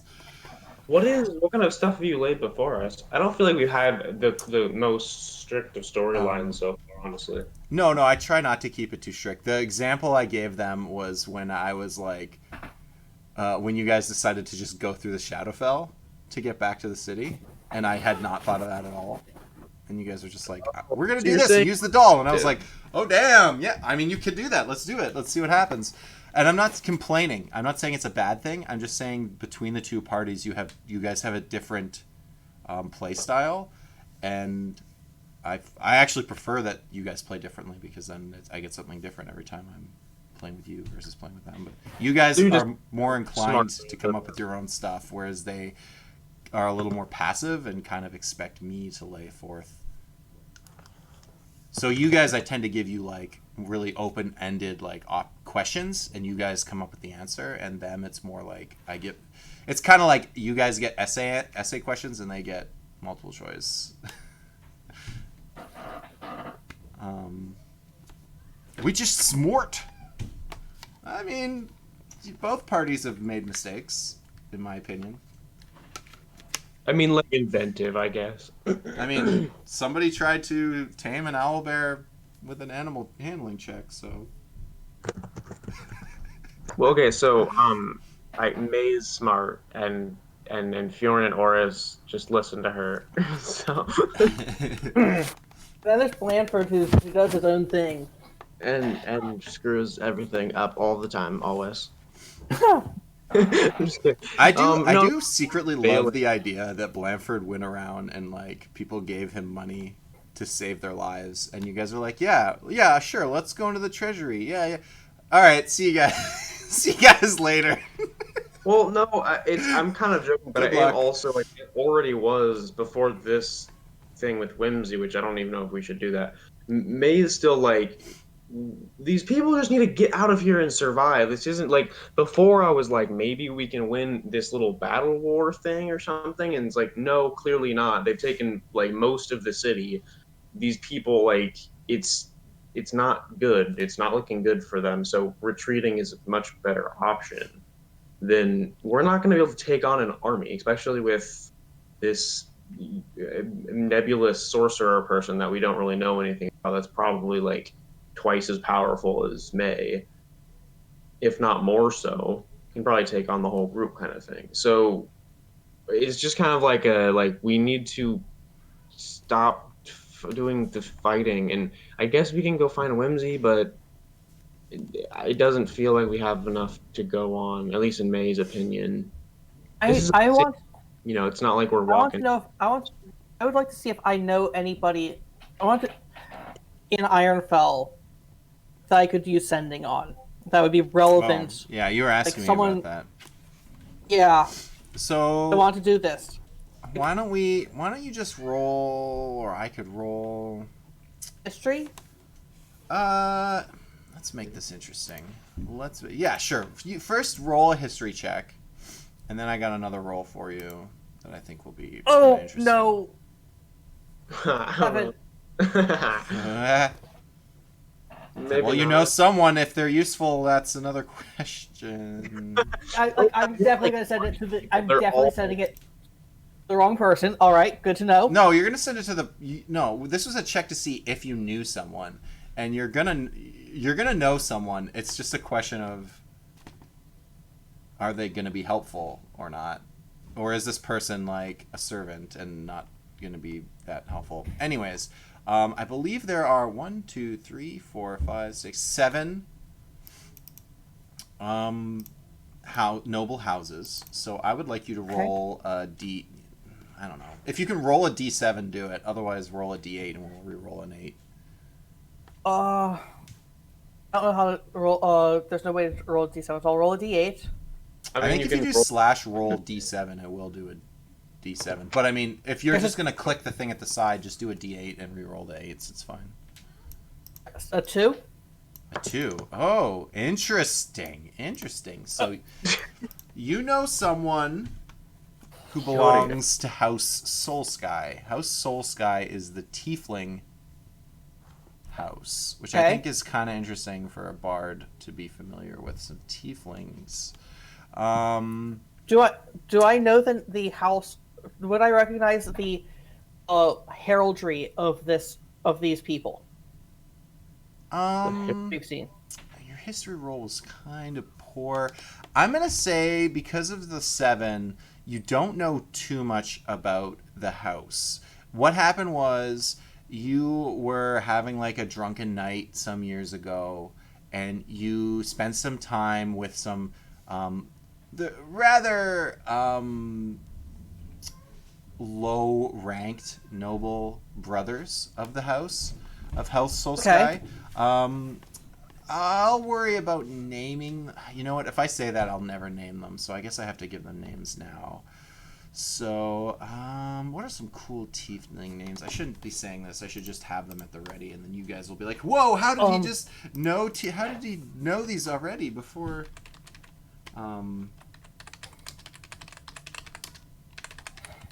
He should just. I'm gonna have to modify my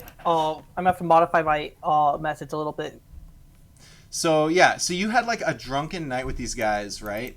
And you rolled like the best like performance checks you did all night. Like they thought you were the best thing that ever happened, and they were just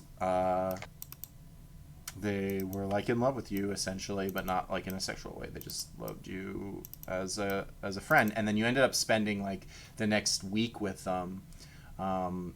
It was, well, let's be honest. It was a bard and some tieflings, so there was some revelrying, but it wasn't with them. You were just doing it like, you were just like drinking and partying for like a week long, and they had the money and the noble backing to support your lavish lifestyle for like a week. And then at the end, you ended up doing them like a favor. They like almost got caught doing something illegal. And you got them out of it with your quick talking, and so they kind of owe you a little bit. And their names are Armus is the somewhat older brother, Armus, and Karis. So Armis is. I'll put them in. Here's the older brother, Armis, and you know the younger brother, Karis. Soulfire, because that's the house name. But they are like, they're not really respected within the house because This is like they're just like playboys. They don't really do much for the. these are not going to get me. They're not going to get this message. If this goes through to the top, they might go from playboy to. They might get some respect if it works, but this might not. They're like someone's cousin's like cousin or something. Like they're barely in the house, but they owe you one, and so yeah, you can send a message to either Armis, the slightly older, but not any more responsible brother, or Karis, the younger brother, who seemed to be really good with the ladies, I'll say. That's his personality. Armis is the older but less responsible brother, and Karis is the younger, even more playboy status. Not only is he a playboy, he's actually like successful at it. Ooh, that's rough. So that you remember these guys, and if you want to send a message to Ironfell, you can definitely do that.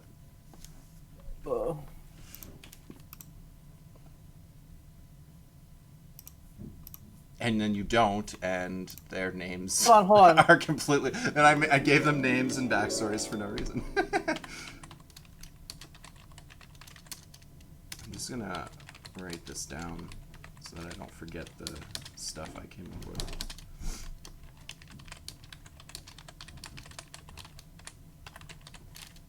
I have to make some. I'm one word over.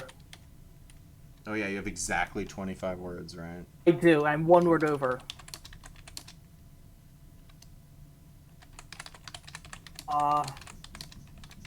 Do you need some help, maybe? There we go. I have documented that. What are you doing with those alphabets? Quick shout out to anybody watching. Actually, it looks like the viewership kind of dipped. It was up at like 7 for a while, and that's more than us. So some other people were watching.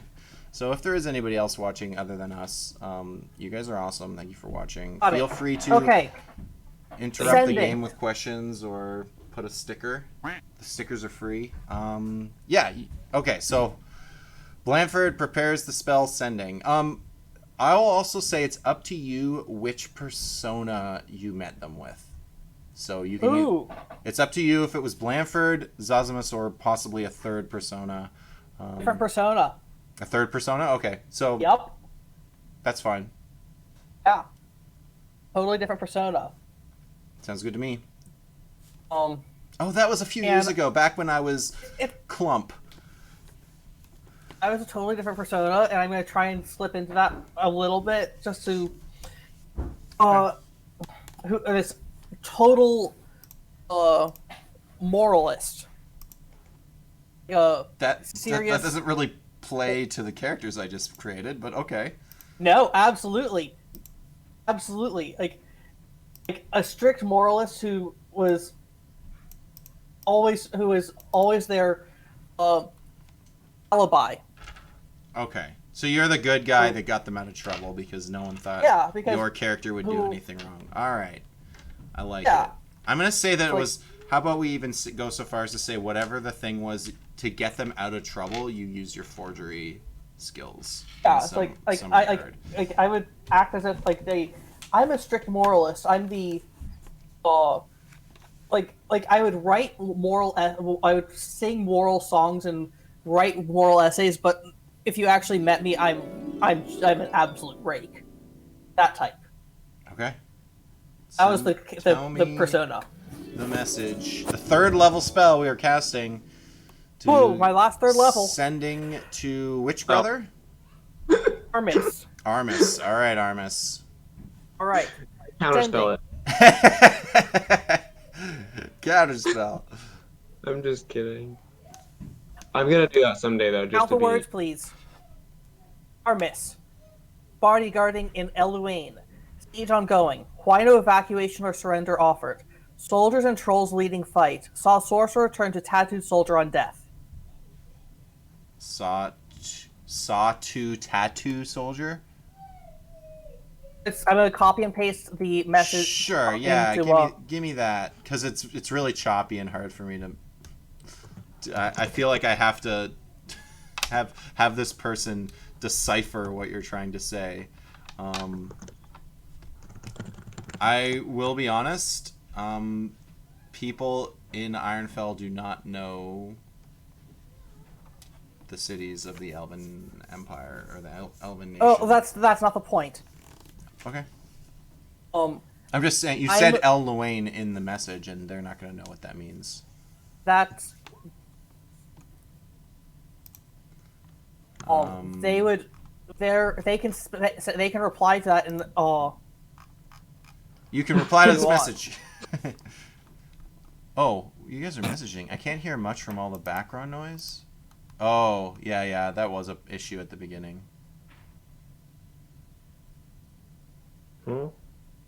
Sorry, I'm just reading through the messages you sent. Oh, God, you even listed what each word was. Armis. Yeah, how you did that? Wait, how did you spell his name I was wrong? wondering what Armis was supposed to be. I'm like, I put it in the thing. That's okay. I was not looking at that. That's okay. I understand. It's when I said it, you wrote it down because you were trying to speed things up. Okay. Bodyguarding in Eluane, siege ongoing. Why no evacuation or surrender offered? Soldiers and trolls leading fight. Saw sorcerer turn to tattooed soldier on death. Some of this I don't think is gonna get much of an answer from him. But luckily for you, tieflings do tend to know a little bit about, have some magical prowess, so he might be aware of what's going on. He's going to be very irresponsible with his 25 words, and you're probably going to get a cut-off sentence here.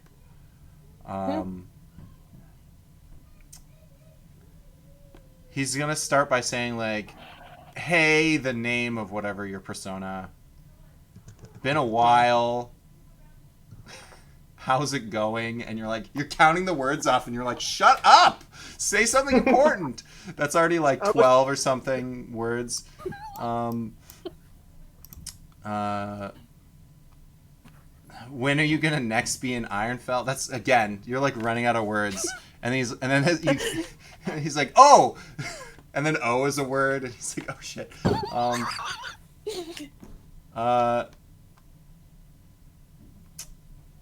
Then you just hear. At this point, I'm thinking. Then he finishes with.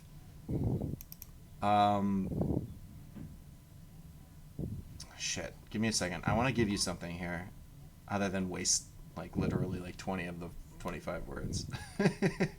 Oh, were you counting? Did I already go over? I'm going to take power word kill and make sure I can send it through sending at him. That's not how power word kill works.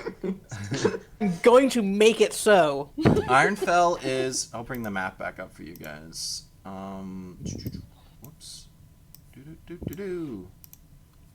So you guys are in the Elven Lands. Maybe not that far north, honestly. And then Ironfell is over here. So south-ish, mostly east. A little bit south, but like barely.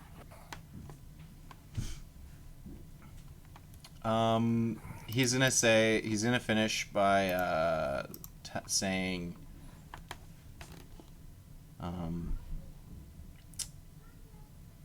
trolls here too, man, and then it cuts off.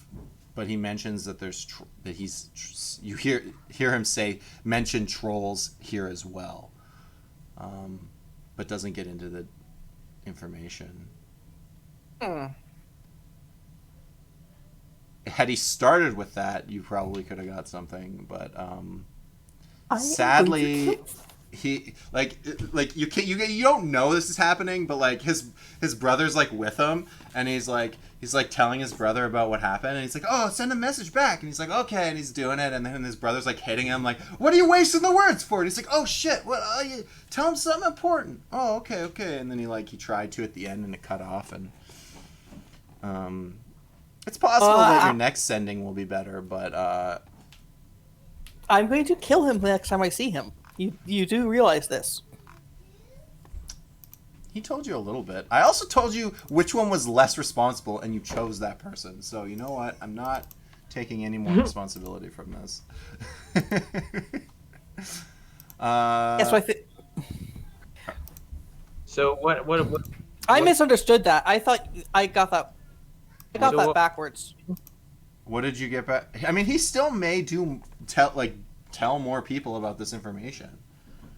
I misunderstood who was the more responsible one. I got that entirely Oh, backwards. well, you know. Sorry. It is what it is. The older brother is like the stereotypical older brother is more responsible, but in this situation he's actually the less responsible older brother. I got that entirely backwards. Oh well. C'est la vie. That's how courts, yeah. I suppose you could look for the nearest waterway and then try to boat to Ironfell. Yeah, I don't think that's impossible. If that's what are we? Hold on, what's going on here? I'm just reading what's in chat. Happening? I know. I'm talking about in character. Jesus, May doesn't know what Sorry. did. Ending is not. It's in your head. Like, are you gonna give us any information about what was said there, or what? Oh, I just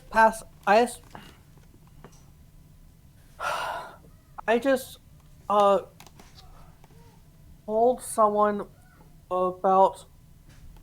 I just threw a political bomb over into Ironfell. Just screwed everything up, or? I asked why. You know that letter I sent? No. Oh yeah, you weren't there. I sent a letter a while ago, asking for a investigation into the war camp we were in. I have no idea what happened with it. This is a follow-up. This is a little more urgent. I don't know how successful this one was, though, because I think I sent it to the wrong person. I wanted to get it, but Sylvie, this is what it is. I just told them that I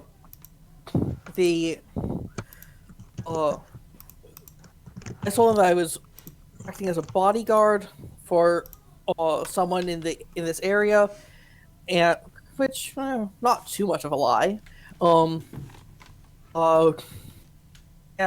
that they were that we never received an offer of that there was an offer of surrender or a call that, hey, if you're a human you can evacuate, or if you're certain, or if civilians could evacuate, or anything like that. And so I never heard these things, so I'm not lying. Quit looking at me like that. I'm just confused. I don't.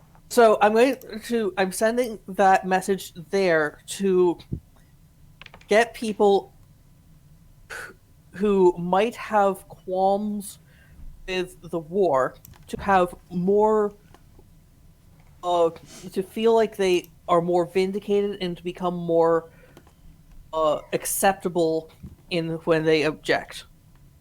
They'll have more things to say. Okay. I don't know. Okay. I'm basically trying to shut down the war on that end by making it unacceptable over there. Wait, what just happened? Okay. That's cool, I guess. I'm not sure if it's going to be effective, because there are other things going on besides, just the Shadowfell side of things, but if we can, I can, if I can get stuff smoothed out and negate some of the other stuff. Totally, the government always helps with stuff like that. Absolutely. Anyways, so this all mimsy stuff, right? That's what we're gonna deal with. I don't know. We need to figure out what's going on with her because I don't trust her anymore. Can we maybe sneak through the city and go and try and find her? Or suggests. Yes, we need to find her because I have a sneaking suspicion that she's our sorceress. I I disagree. That doesn't make any sense to me. But it doesn't hurt to be wary. Plus, if they're moving her, then odds are she's. Well, hold on. If that's center true, of command. if that's true, then that's even worse. Why would that's even stupider to go to them? Mommy needs a hammer. I think there's one. Like they're clearly pretty strong, and we've Oh, been it'll be in the dealing with bathroom. some really tough stuff so far. None of us are like at full, and going up against some sorcerer who could be pretty freaking strong is, we need to be cautious. That's why we can Correct. try and sneak, maybe send our stealthiest members. Well, Sorry about that. I guys. think that the best course of action. Well, I have a thing that I'm going to do. I'm going to start off by pulling out. I'm going to start off with using the bag of rats. For what? All right. I'm going to use it 3 times to get as many rats as I can. Why are you doing this? Why don't you explain your plans before you just start doing them? Because then you'll stop them because they're dumb plans. Exactly. No, they are not. Okay, well, it's so smart, then tell us, and we'll be impressed, and then you can do it, and you get double impressed there. Come on. Double impressed. What? Sure. 2 swarms of rats, that'll do for now, I guess.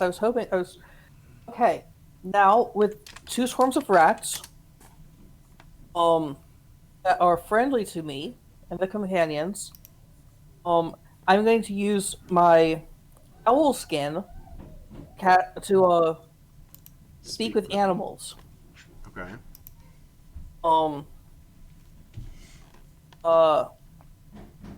Yeah, there's no further rolls. It's just a 5 or a 6 as you get 2 swarm of rats. There's a lot of rats. I was thinking I might need more than. I'm going to ask them to look for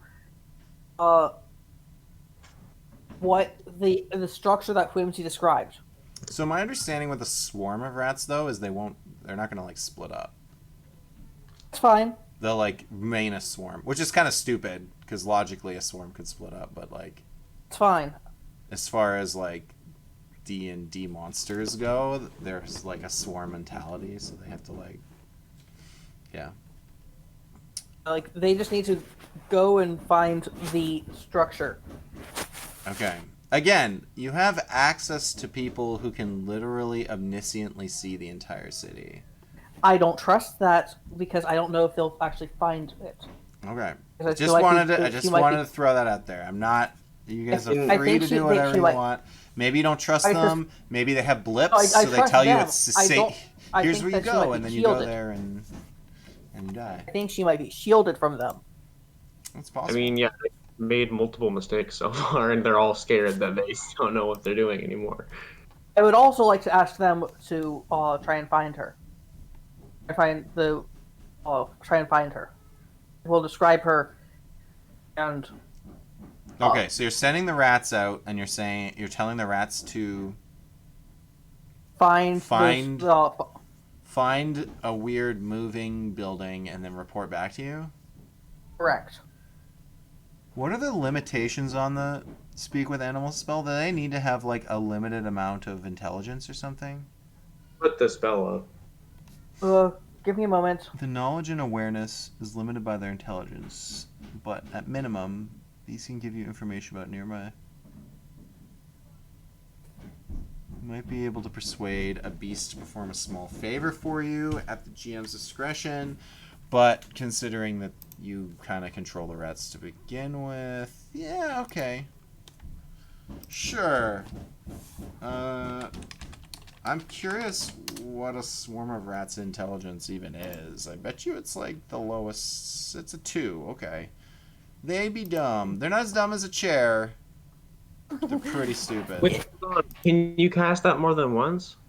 I have a total of 3 casts. Okay, good. Because I was they're gonna have to cast it again when they come back. Because I only probably gonna be a little longer than that. Okay, yeah, sure. They're gonna scurry off, and as long as they're back within a day, you might get some information. Excellent. And then I'm going to, as a backup, ask one of the diviners to find that same structure. The diviners? Yeah. Who would you like to speak to? The woman. The one who has yet to give her name. Yes, you approach her and she stands up at attention. She respects you now as she would her own commanding officer. And she says, yes, what would you like? I would like. There's a. There's a building. There's a woman in a building. Who's making a chemical oil. And she's been doing so for several. We're fairly sure that she's. Is she on the other side of the line? Or is that correct? Sorry? She's on the other side of the line. We're pretty sure she's in Yeah. the city. We have no idea where in particular. Is there a way for you to pinpoint her based on that description, or do we need to give you? She's human. And I think she's old. I'm not sure entirely. She sounds old. I forget how old she was when she was originally found by Fjorn. She has magic of some sort. She can do something. She's a high mark. I think she has guildie magic. I'm not of some sure. sort. She's got something going She's on. got something. She's got something. She can do. She She can mix stuff and come out with potions. She does potion stuff. She has a potions kit of some sort going on. She's in a. When we talked to her, she's the one who told us that the army was coming, and last time we talked to her, she said that she was in a building, stone, but it felt like she was, that it was on wheels. On wheels. Yeah. Some Yes. kind of cart, maybe.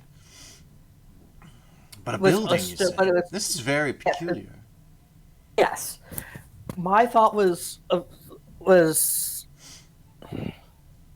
The only. I had- the only. Sorry, you can continue. I had a thought of what it might be, but it doesn't make none of our thoughts on what it could be just don't make sense, and it would require they just don't, nothing we thought of work as for what it could be. So yeah, it just doesn't work. Well, the only So person of import that we are tracking at the moment is the powerful sorcerer leading the forces. He or she is on the eastern side of the city. It's interesting because they defeated the town hall forces without the sorcerer needing to personally be there, which we found very odd. In fact, while we watched them lose the fight, it seemed like they had the advantage, that they would be winning. I now know it must have been one of those blips that the Black Fang was talking about. I suspect that some of the forces during that fight were hidden from our divining senses, and possibly from the diviner holding the fort itself. Town hall, whatever. We can call it a fort. They may have converted it in the wake of the war. The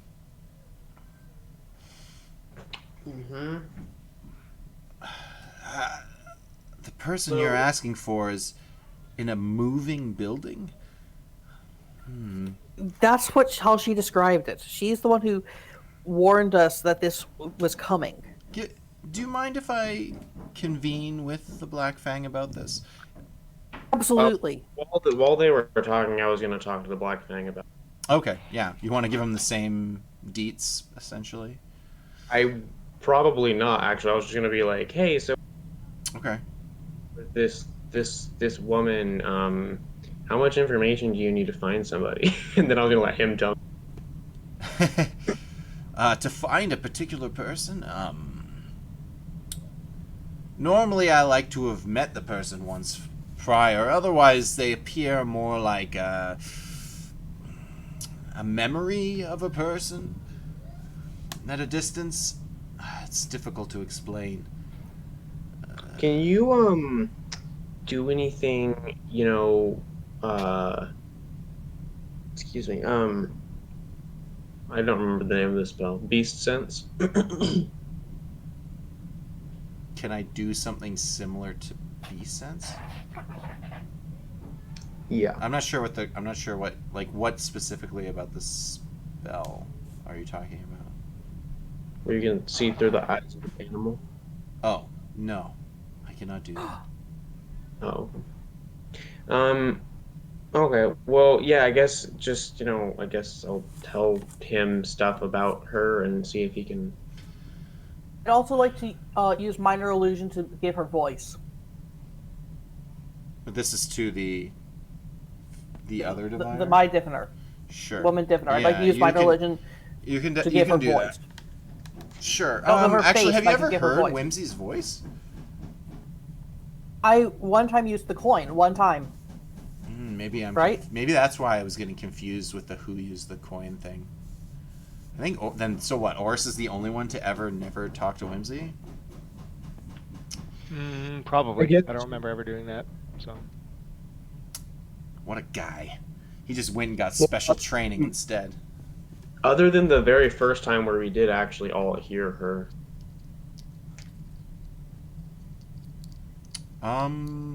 Okay, sure. The voice is given. From a DM's perspective, I'm not sure if they're picking up audio at this just with their abilities, but still, it couldn't hurt to give that. Sorry. So you may ask the Black Fang, gave him the details about the building moving and the that there's a woman inside that you're interested in finding. That's correct? Yeah.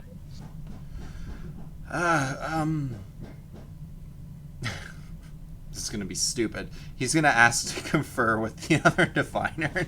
That's my. I was just like, I figured they were gonna talk, but that way he. Yeah, got all the- for sure. Right. Yeah. At this point, you realize that they're kind of worried about their own abilities, and they want to double check that they're seeing the same thing before they give any information like this.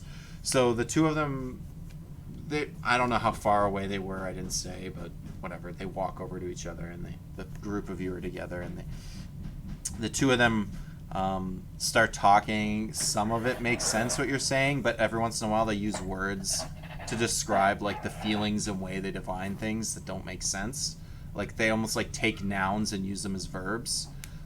Did you tree that person or whatever? And it doesn't really make sense. I'm not gonna make those up right now.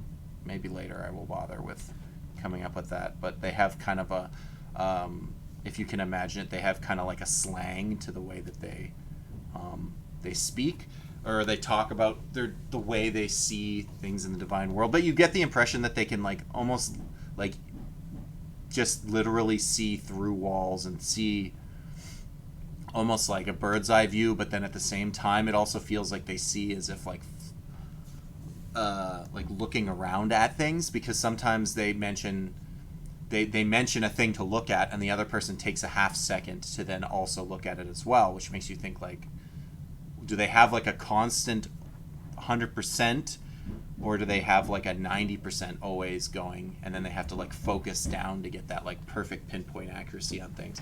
And you're thinking it's kind of the last bit where they have to kind of know what they're looking for to get everything's kind of almost out of the you know, when you see something out of the side of your eye, like you're in your peripheral view, it's like they have a peripheral view of a large distance all the time, but they can like look at it to get like an even better view. And that's why looking for someone who they don't know is kind of difficult to do.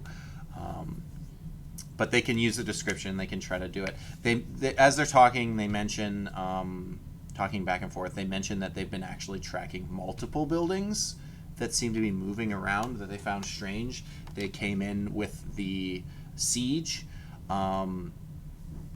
So then they take a moment to try to like look through each of these weird oddities that they've been tracking for the last like however long, since the war started or whatever, the siege started. They noticed that there are these weird. They didn't know what they were. They thought maybe they were supplies or some kind of siege weapon, but they didn't see it do it. It never did like any kind of fighting or anything. It was always kind of in the back lines. So now they find it strange that maybe there's people inside, which is something. Then that seems weird to you guys again, because then like, so if they just see a building moving, they don't look at it or look through it. So then they take a second and they're talking about it, and they're like, okay, we see however many of these buildings. Again, I'm not going to say how many because they know how many, but as a DM, I'm not going to tell you because it really doesn't matter. All you need to know is that there's more than one, and they have to kind of search through them to look for people. And they're like, okay, I looked through 3 and 5. Yeah, there's people in them. And then he's like, okay, yeah, I've seen some people. Some of them don't have people in them. Some of them have other things. But they do seem to be like small rooms that they're just bringing around with them for some reason. And some of them tend to have these prisoners or people in them. Great. So we basically shouldn't.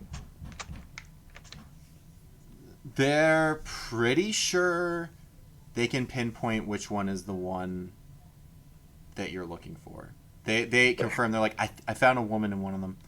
She has some alchemic supplies. And then the Black Fang repeats. He's like, yeah, at number 7? Yeah, number 7. And they're like, I'm not sure if they would have used numbers or letters to name them.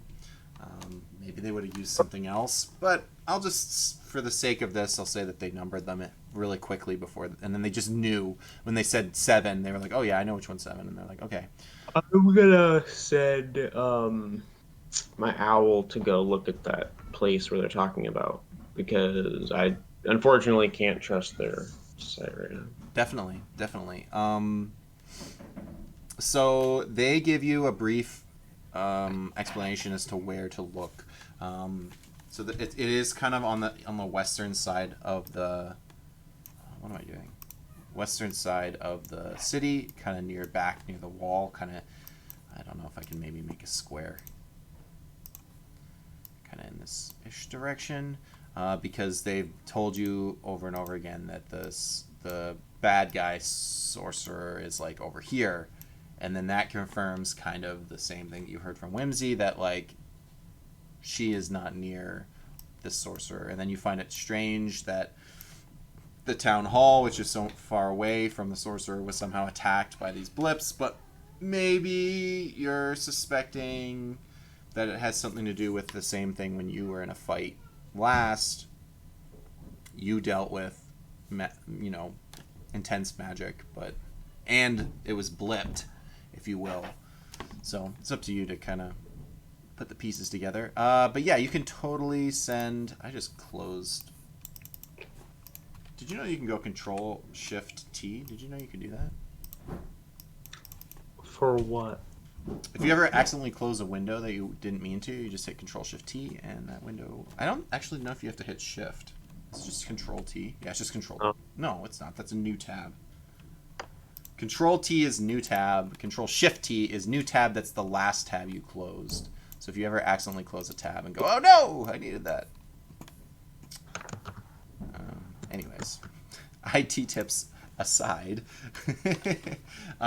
you suspect that it will take a little bit of time for Squire to get there, and it will be flying through what's owned by enemy territories. But you can, I suppose he could fly like as high altitude as he possibly can, and then fly to that spot and then come down. Like stay out of harm's way, but not get information on what's, like his ability to see on the way there will be very limited because he's so far away. As opposed to the last time when you said, go scout out the south end or whatever, he would have to fly relatively low to keep an eye on what he's looking at, which put him in dangerous way. So if you want, you can kind of go like high altitude rocket and then come back down to the basic area to limit his exposure. If that sounds, does that make sense? I'm not really sure exactly how birds fly, if they can go higher, if their altitude is limited or not. I mean, there's not I really don't know. rules for it. The assumption is just kind of like you can keep. Yeah, they've got good eyesight. I don't know what. I don't. The problem is that I don't know. There's no windows, so it's like you can't go inside, right? No, yeah, exactly. It's a building, so I mean, it's just looking for like these moving buildings, basically. But you can't. It's not going to be able to tell you that Whimsy is in there unless maybe you. I mean, I'm not supposed to be giving you strategies. You're supposed to come up with them yourself. I don't know what the building looks like, so it's like, is there windows that are on the building? Is there like a door? Like, is there some bird to just get inside of this building, or is it closed? So it's going to take a little bit of time, but that's fine. The bird's going to fly up. It's going to come down in that kind of area. It's going to start looking around. Can you roll me a stealth now for Squire? Now that he's, gonna maybe have to like duck around buildings and avoid fire and whatnot, because the southern end of this place is pretty beat up. The siege has done quite a lot of damage to the houses in this area. Again, you see like large boulders, like there was some kind of siege weapon used. A lot of the fires are out, I suppose, by this point, because they would have been from the day previous. Smell of combat is still in the air. He is not very stealthy. Yeah, no. Not today, anyways. So he lands on like a rooftop of like a random elven building, and he looks around and he sees one of these.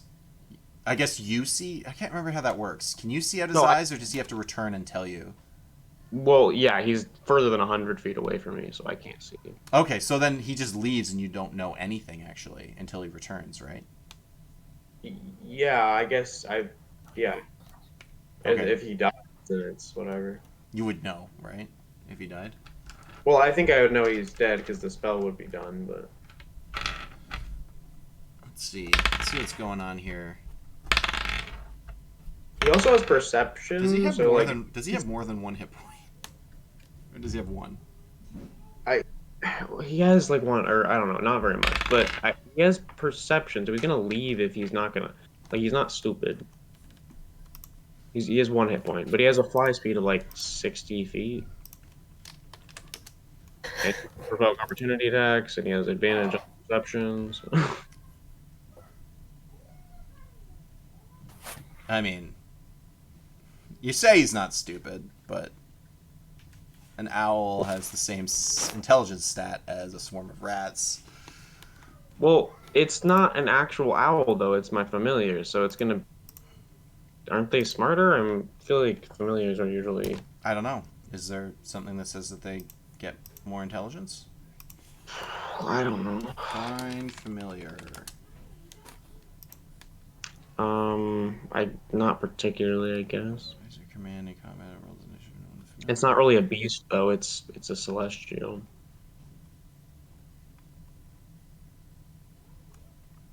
I don't know. As far as I know, I'm supposed to use the owl stats. Yeah, it's. All right, it's dead, I guess, or something. I don't know. Just tell me why. Well, I do think that you're probably going to lose him, and you're going to have to bring him back again because of the low stealth roll, and then I rolled some like to hits, and they were stupid good. So I mean, I have a feeling he's going to get caught. You know what? So if this, you would know if the spell ended, but what if he didn't die, and the spell didn't end, but he didn't return? You wouldn't know, would you? No, but he also has 1 hit point, so it But you seems can unlikely. call him back, though, can't you? If he's not dead. Yeah, but I wouldn't know that he's in trouble, so. Well, you would kind of know how long it would take. I don't know about that.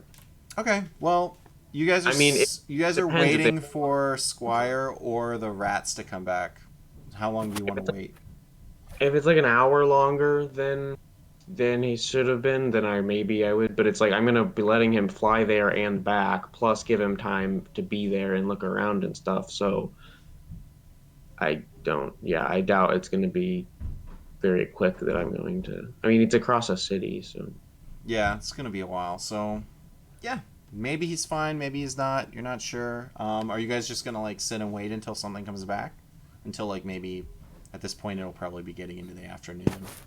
I'll wait like half hour longer than I should have to wait, and then I will try to call him back, I guess. Do you guys want to do anything in the meantime, or are we just burning through daylight waiting? I don't really need to. I guess I'll cast alarm over and over again. Just to I'm going just to, to build back your arcane ward. Yeah, if we're not doing anything, you don't need a short rest. Yeah, you guys had a short rest, and now it's just been a lot of like RP dialogue and planning. Sorry, What- I'm Do we have? I'm gonna look over the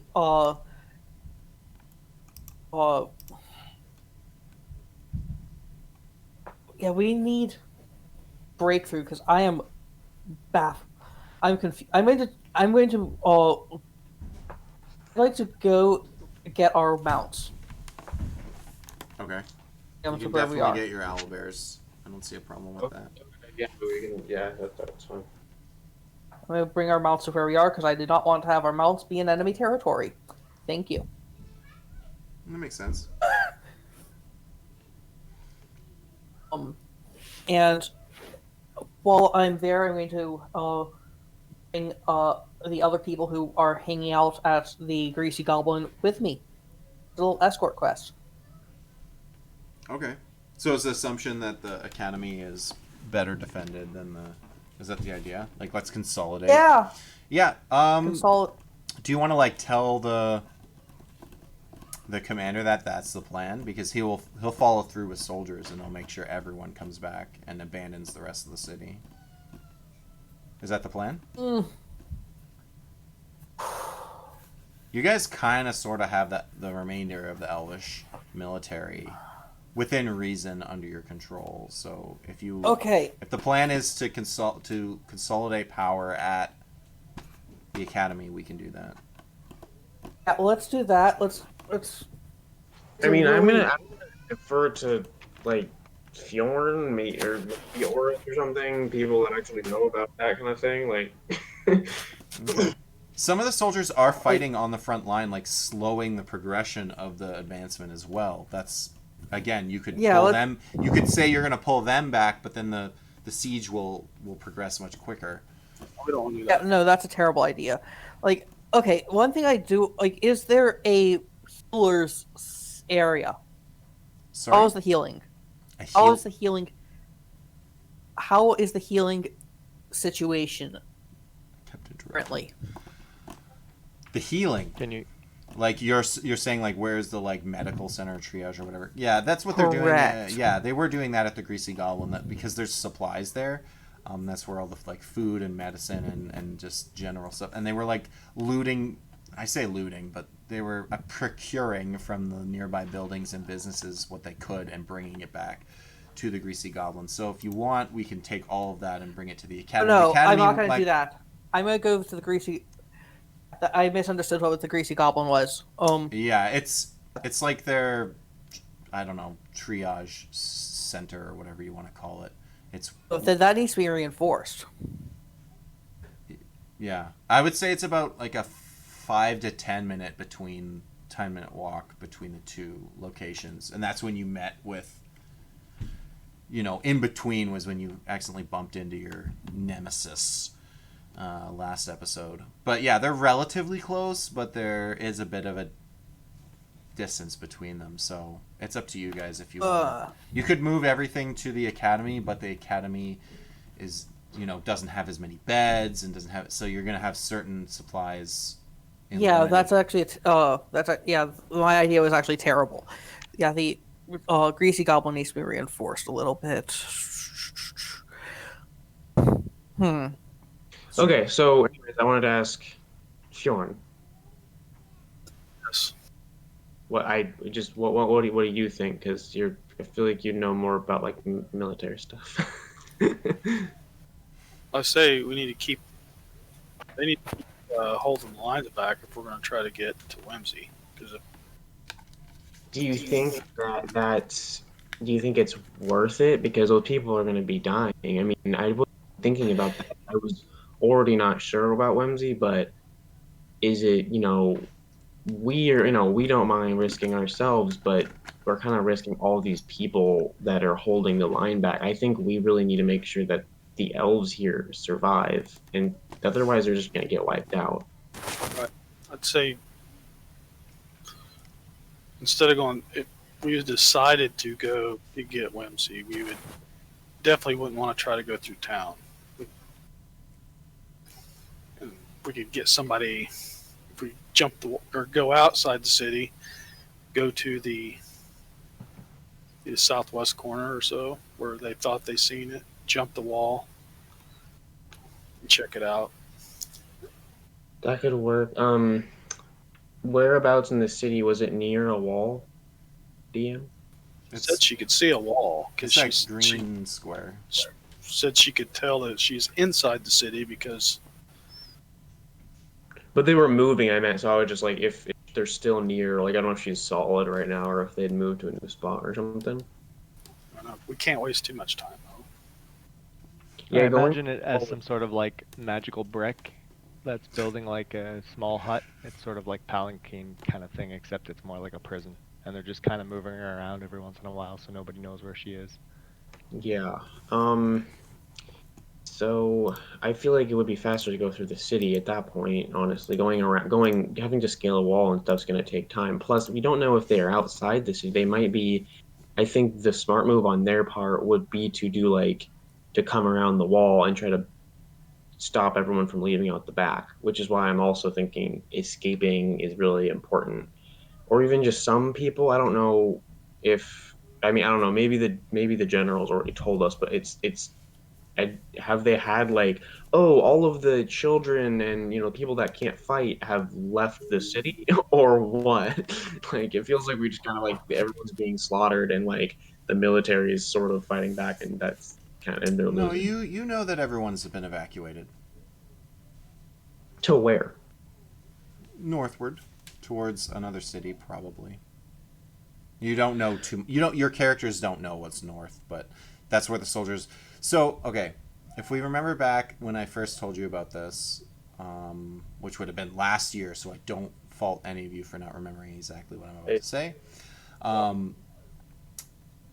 The soldiers that were in Eloane are the ones that are remaining right now at the academy. The ones that took the town center came as reinforcements, probably from some northern city, some other city. They're not the main army of the entire Elven nation, which is what's been called to arrive in hopefully a day or so.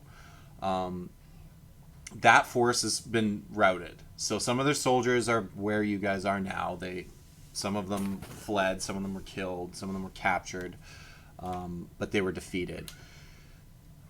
The populace of the city was evacuated when the siege first happened, before the walls were destroyed. Some people obviously would have been killed and taken for slaves. You know that already, that that the empire, the human empire, Golden Empire, whatever you want to call it, is not against using elven slaves, although they don't have to chop through woods anymore, so maybe they don't need them.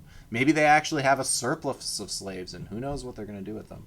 But yeah, as far as innocent bystanders, there are basically none left. There's Clementine snuck back in, and you saw Damper Dan, but Anybody who's in the city that's a bystander, that's a non-military person, is snuck back in, like isn't supposed to be here, and it's kind of their own fault if they end up getting killed.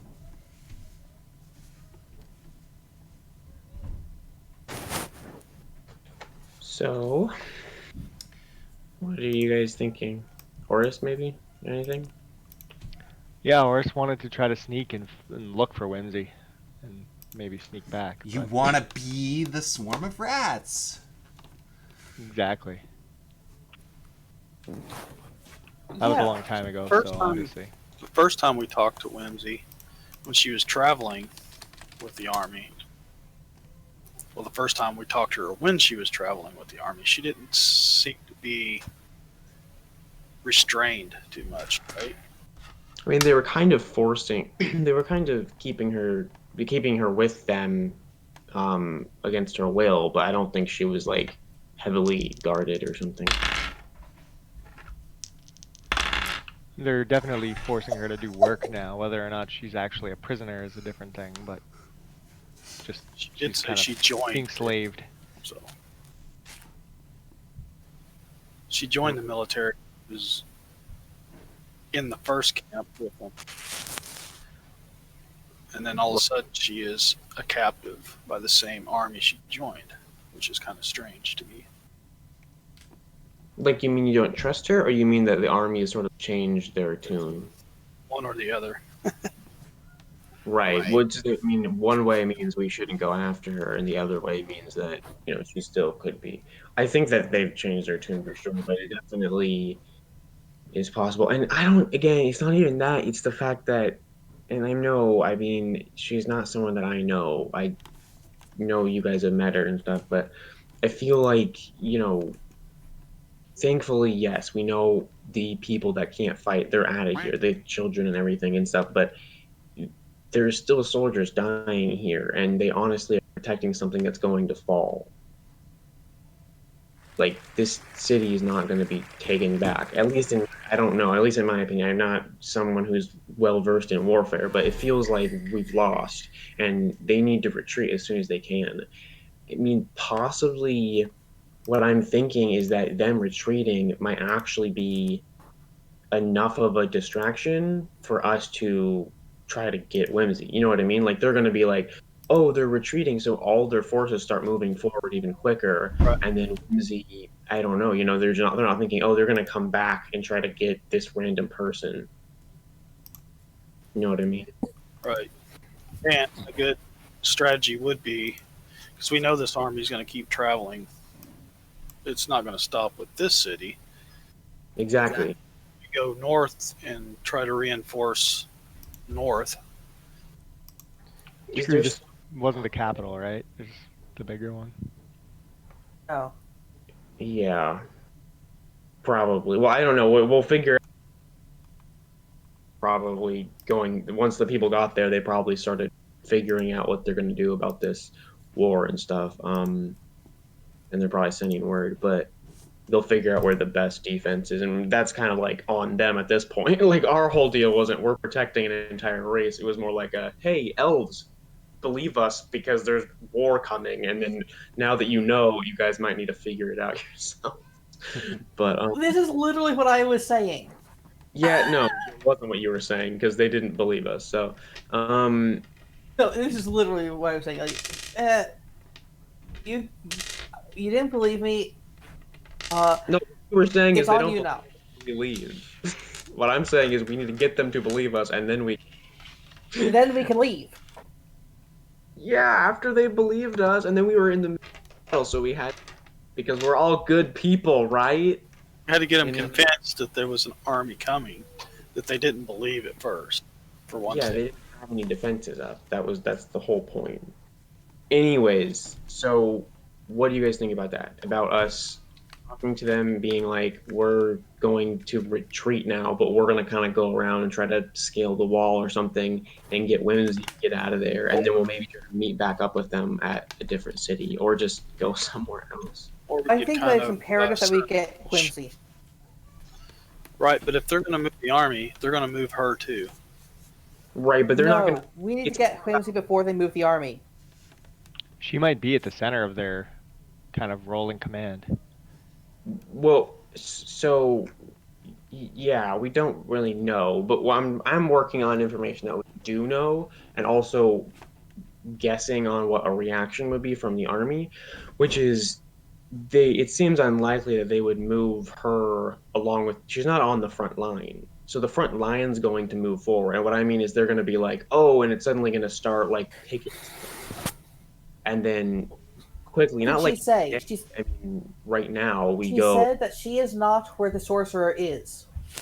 The sorcerer that we fought was not the sorcerer, and the magic came from where the sorcerer was not.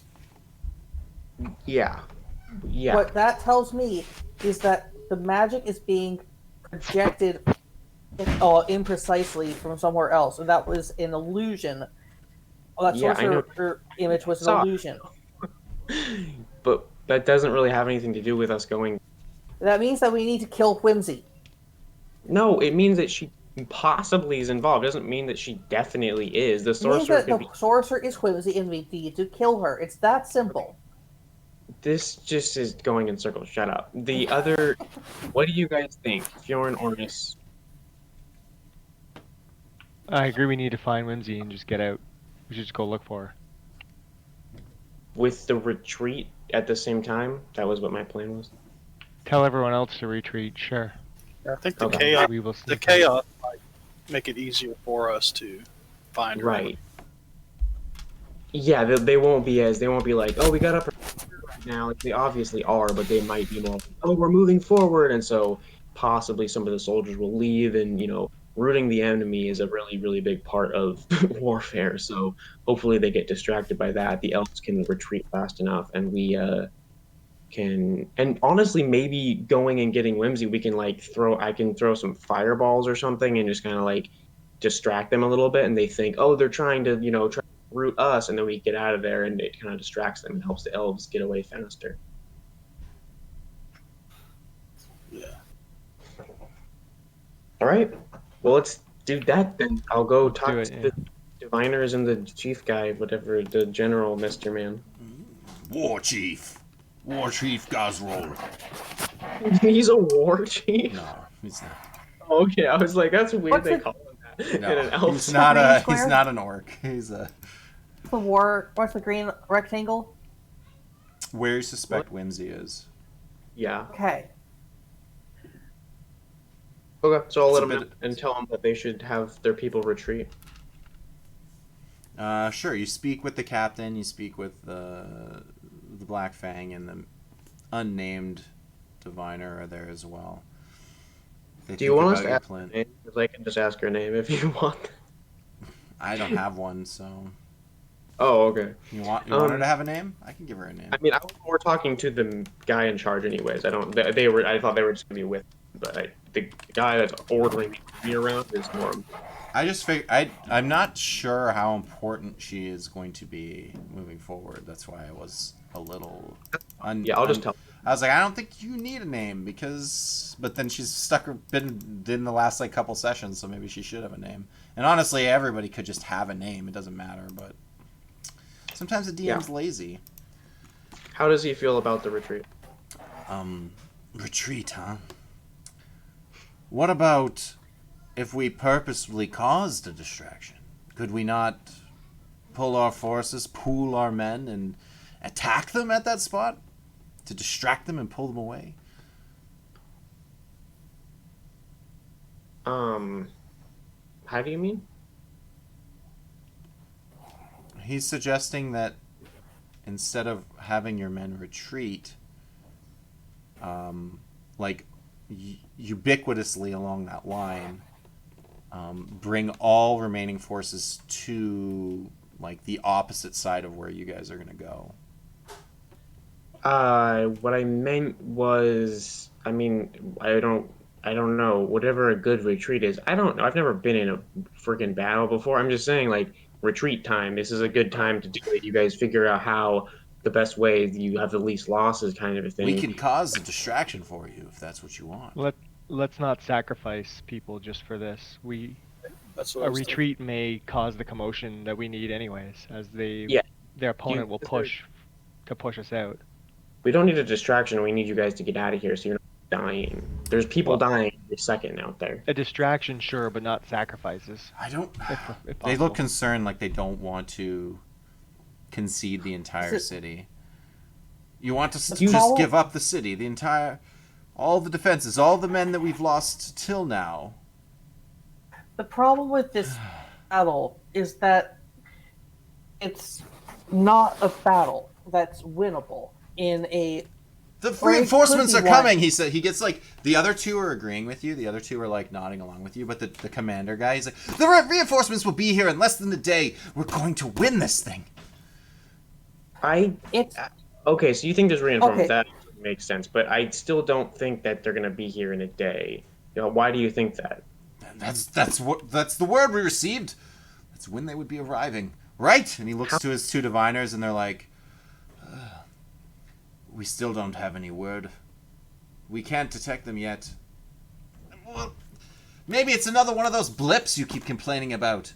And then they're looking at each other like, "That's not the blips or the enemies, not the."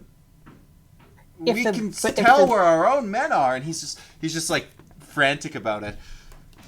This will So not be if on the- my this will not the be on my record reinforce- that we ran and let this enemy take our king, take our city, take our and he's just Just flustered. one city, man. It's just one city. There's plenty of other cities, and you can defeat these people later and fully, or you can try to do it now, and the chances are so incredibly low. It's Ava here's does not- here's some. Okay, here's what could happen. You could retreat, make a tactical retreat to the forest, and while they're trying to establish themselves in here, make a counter siege. Option 2, you could stay put, and they just win. Option 3, you here's a possibility. The reason that our diviners can't find the reinforcements is either A, the reinforcements were intercepted, or B, there's a blip interfering with them, and they've been shunted into the Shadowfell.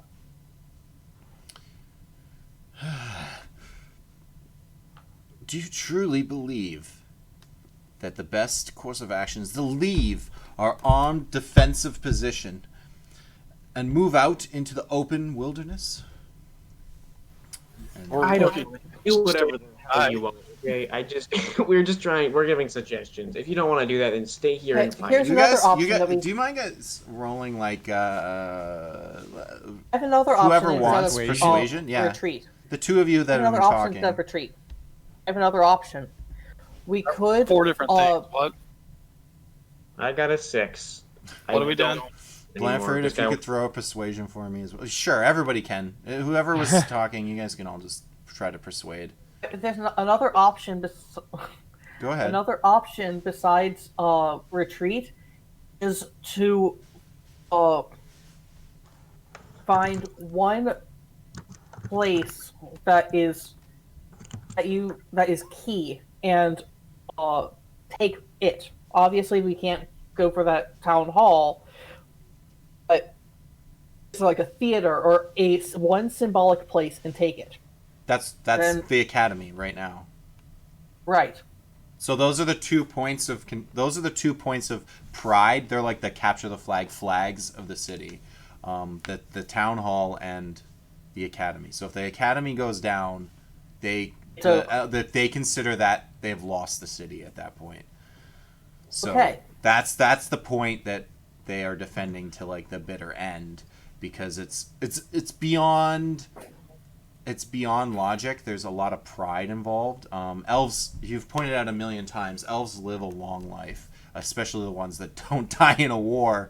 And so the way, especially for a commander or a general, which the diviners would have been generals in their day, having marks on your, failed military actions. If you can picture it, the Black Fang had one failed mission, and then he went into hiding for hundreds of years.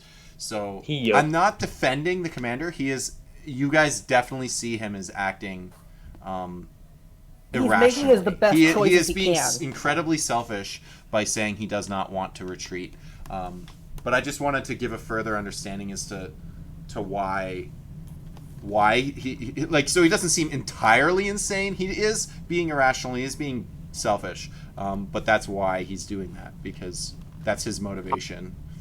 It's not whatever made isn't it's not our choice. That's why we're telling him to do it. So it's like, if he doesn't want to, then okay, that's great. If the people are on, That's us. we were Not me. we're in the middle of the war right now. It's like, if it it's just like before, where it's like, we're gonna give him the best options we can, and we're not gonna like stage a coup and kill him and take over his army or something. So as you guys are, he's clearly upset. He's clearly like, which is interesting, because like, if he thought he was in charge, he wouldn't need to be upset. So there must be some part of him who thinks that he doesn't have a say in this situation. The female, his diviner, like the Black Fang and the diviner give each other a look, and she takes him, like puts a hand on his shoulder and kind of like leads him away to calm him down a bit. And the Black Fang comes to you guys to speak. I don't hate the idea. I can get the command issued. You want everyone to retreat from the city. We can do it. Okay, cool. Then do it. Get out of here. Do you need anything else? Any more help? From me? From your friends? We're trying to escape too. We gotta hit in one spot, quick dagger like attack, and then we're out of there. We're doing a last little stab, trying to hopefully get someone that might be important, but it needs to be a small group. We don't need anybody with us. I understand. Preventing more death is the goal here. We'll liberate this city once we regroup with the other army. I just want to mention, and I say this with regret, and I say this with embarrassment. We believe retreating is safe, that there aren't enemies waiting for us out there, but we've been wrong in the past. What if I'm bringing lambs to the slaughter, and they're waiting for us out there, and we just don't know it? I wish I could tell you with absolute certainty. I cannot tell you how helpless I feel. We will take your word on this, and we will do it. But Do you? if the I forget if he. I'm pretty sure he's aware of the glue milk. You guys are like, he knows that there's something up, right? So he's aware that there's Gloom Elkian forces to the east of the city as well. Hmm. So, But yeah, he's What- like, I'm watching them all the time. They are contained, but that is no guarantee. But I will take your word on this, and I will defend every one of those soldiers, every one of your friends, because he's assuming that Callie and Tessa are coming with them, Clementine, the other civilians. Yeah, You can trust they're me. not- I will defend them to my last breath, like I have up till now. they're not helpless. Make sure that they're armed. They're not helpless. Definitely, I understand. Well, sometimes helpless. Although, if with a little training, she could be. Death Well, is I but feel a like- beautiful woman. Yeah, I love that.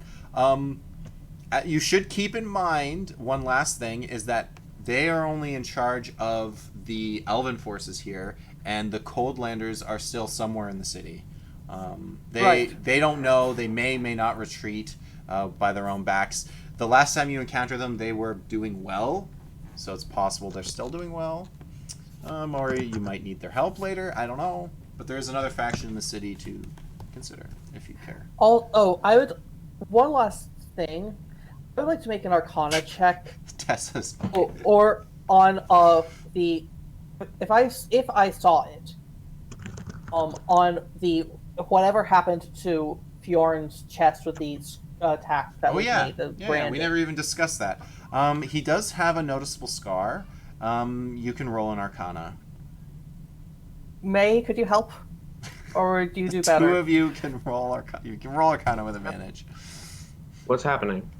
We're examining Last- Fjorn's scar. Yeah, last episode, Corbin drew his blade along Fjorn's chest, leaving like a burnt scar.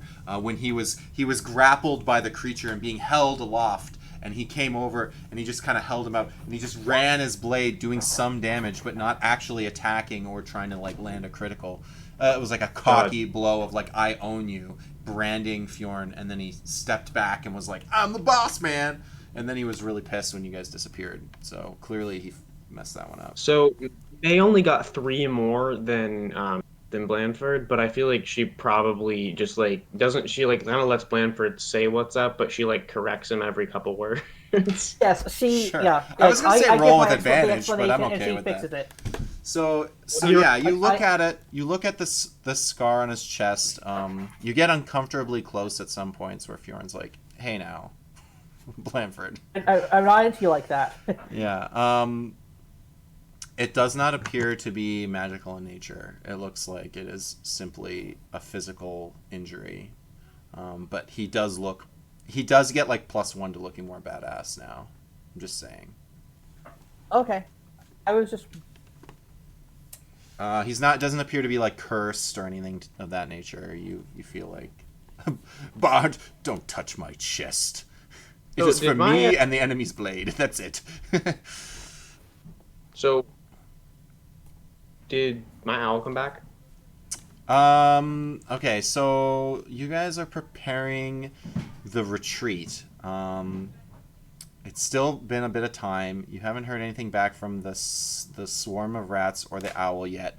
But as you're preparing the retreat, I'm going to give you... What time is it? I just want to make sure there's time for this. Not a whole lot of time. I'll try to be quick. So before... I'm gonna back if it's not. Okay, sure.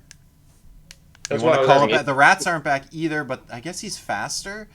Or it's faster for sure. It's Yeah, for sure. 60 movement. Yeah. Well, anyways. Okay, you can summon him Just- back. I just wanted to give some last words from Tessa and Callie, who are going to be leaving via the retreat, and you, epic heroes, are going to be going back into battle, and they just want to say their last goodbyes. Clementine is there too, but she's sad to see you guys and wants to be with you guys, but understands that she needs to be safe. Yeah, so like how old is Clementine? Sorry? What did you ask? I asked how old she was. That's what I thought. Did you just ASL, like age, sex, location, Clementine? Like, Well, because we were joking, but I did say before that. I would You say know, she's maybe. a little older than May, but not by much. Older than her, obviously, but I wasn't sure if she's like a few. She's like, oh, she's like 50 or 70 or She's something. probably like 60 or 70 in Elvish. So she Oh, okay. appears like a young, like 20 to 30-year-old person. Yeah, I mean May will be that in like 20. So there's some time. Is she hot? That's the question. I feel like we actually discussed that when you first met her. She's I don't think May cares her appearance is a little below, like, she's not unattractive, but she is clearly lower class, which was, I believe, how I described her originally. She's like, Yeah. you know, a little unkept, a little, like, just a little unrefined compared to, like, the very attractive people you've met in the town. So she's not ugly by any standard, but she is. She's not trailer trash, but she's not. She's not hot per se. She's like as hot as like the hot girl is when she's still like dressed as a nerd in those like movies where they do her up. And she- If other where she's people like care. still clearly hot, but they're like trying to make her not look hot. Like May is not. She's still technically like, yeah. I mean, she's 30, but she's also like a kid, so she's not really. That's not. She doesn't have like a sex drive or something. She's not in that way. She's not really. She's just just appreciates Clementine. That's why I said in like 20 years. Yeah, she's just like admiring her as a potential to herself, nice. I suppose. Yeah, Clement, you guys are like, we'll see you again. We're gonna retreat to the town too. It'll be fine. And she's like, oh yeah. And then Callie makes sure that Oris still has her tied on. She the fabric she ripped for you. She has one tied around now. She noticed that you kept yours where you have it. She has it on her arm as well. She doesn't have any more, so she's not going to be leaving you a trail this time. But she wears it to remember you guys. And Tessa talks to Fjorn and the rest of the party, but again, specifically Fjorn, about how you guys are just like, she's very impressed by you guys and what you can do and what you've done for her already. And she mentions that if you ever have a chance and she doesn't get to tell you again, she has a sister in Ironfell.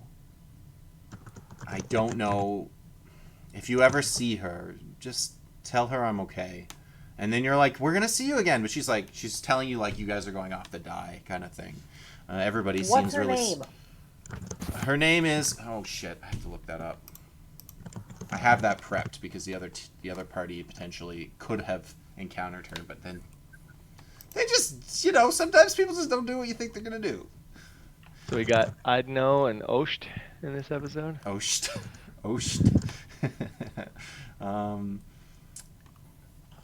The three... crap. Where did I put it? I have so much...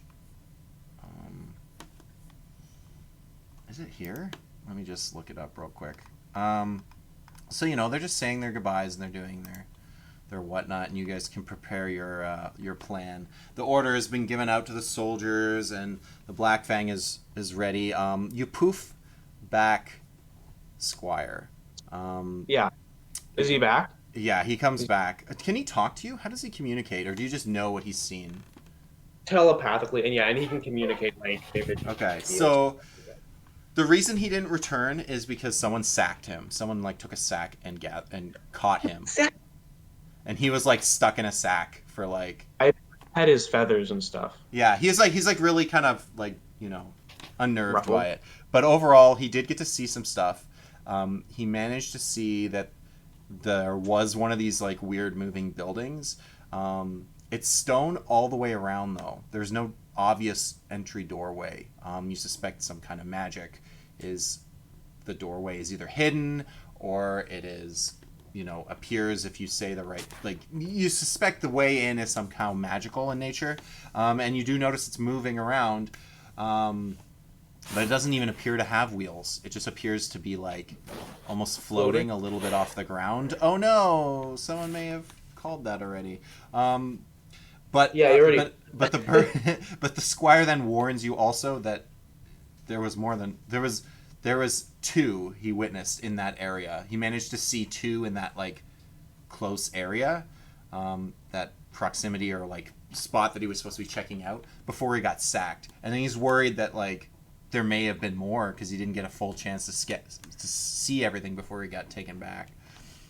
Should we take the Black Fang with us? No. He just promised to protect your friends. No, but you will not protect your friends. You'll come with us. Why? No. Okay. What? Okay. So if we don't bring him, then we basically shouldn't go because we can't figure out. We're not gonna break 5 different things. If we might need to be needing to cast dispel magic or something. One sec. What's up? Almost. Yeah, we've got a couple minutes. We're gonna be calling this here. I just wanted to wrap up the end. All right, I cannot find her sister's name. She tells you, and I'll find it. She tells you that she belongs to a group called the... Actually, would she know that? She doesn't actually know that. That group is too young and happened after Tessa last met her sister. Tessa's sister. They have the same last name, obviously, half-sworn. I'll get you her first name I'm pretty sure I put it in like a PDF or something, or a Word document, and it's hidden somewhere on my Discord notes to myself. Okay, so sorry, I missed. But so are we still going or something, or what's happening? Flag thing? No, you're still going, not him. We'll figure this out. I have basically everything we need. No, we do not. We cannot see through stone walls. And I can only dispel magic like twice. I can't like keep on You just casting. blow it up.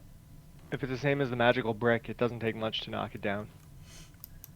Swing of the axe, Exactly. Bjorn, and my battle axe here that I Don't- So show. Tango is still with you guys, right? Are you okay with him Yeah. coming with you? So Tango's Yeah. going to make a quick suggestion here. Yeah. He's going to suggest, you guys, I've noticed, have a magical coin to communicate with her, right? Yeah. Maybe when we arrive, we could just have her make some noise or something. I get it's stone, right? I mean, okay.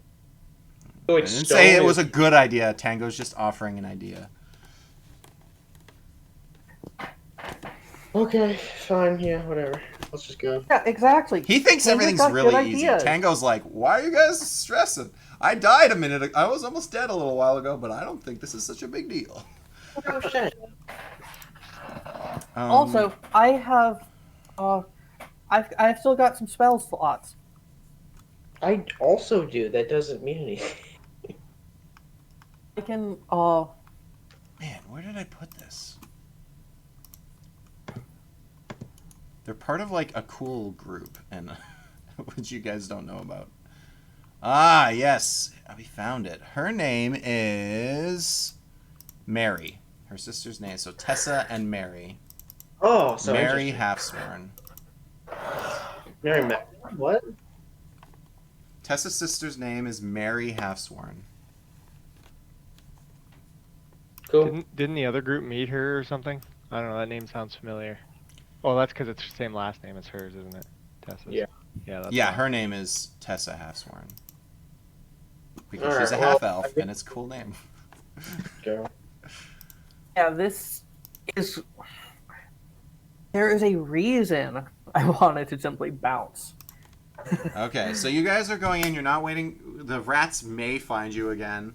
The retreat order has been given, and we'll definitely pick this up into the next session. This gives me a lot of time to prepare what's going to happen as you attempt this. Oh, this is rescue going to go mission. badly. I'm No, really? excited. Well, we'll see what happens. I mean, rolls matter. Things happen. I'm going to tell you a little secret, just because it's kind of fun.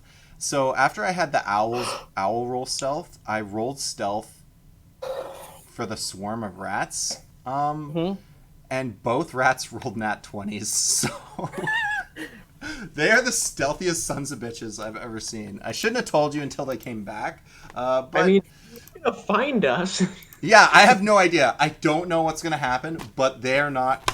They didn't get captured. They managed to do something. I don't know if they're smart enough to give you any more information than you got from Squire. Well, They probably and- won't, but maybe they'll come into play at some point during this rescue. Unless we get lucky or they get lucky and find us, we're not in the same location. Or Yeah. Spot and leave the city entirely, so they're kind of just in the city now. One other thing I want to do before we leave. Tango. Oh, man. I should just call it quits and do this at the beginning of the next episode. But whatever. I'm going to do it because I wanted Tango to do this whole time, and he just never had an opportunity. But I want to let you have a look at it. So Tango used a whip during the fight, and he wants to gift that whip to Oris because he suspects that your Revenant problems are not done. We could have RP'd this a little better if I had time, but I want to give it to you so you can take a look at it. I believe I called it the Consecrated Whip or something like that. Like Simon Belmont. A little bit like that, yeah. So I forgot to write it, but it has the ability to where is it? Consecrated Whip. That's just all it's called.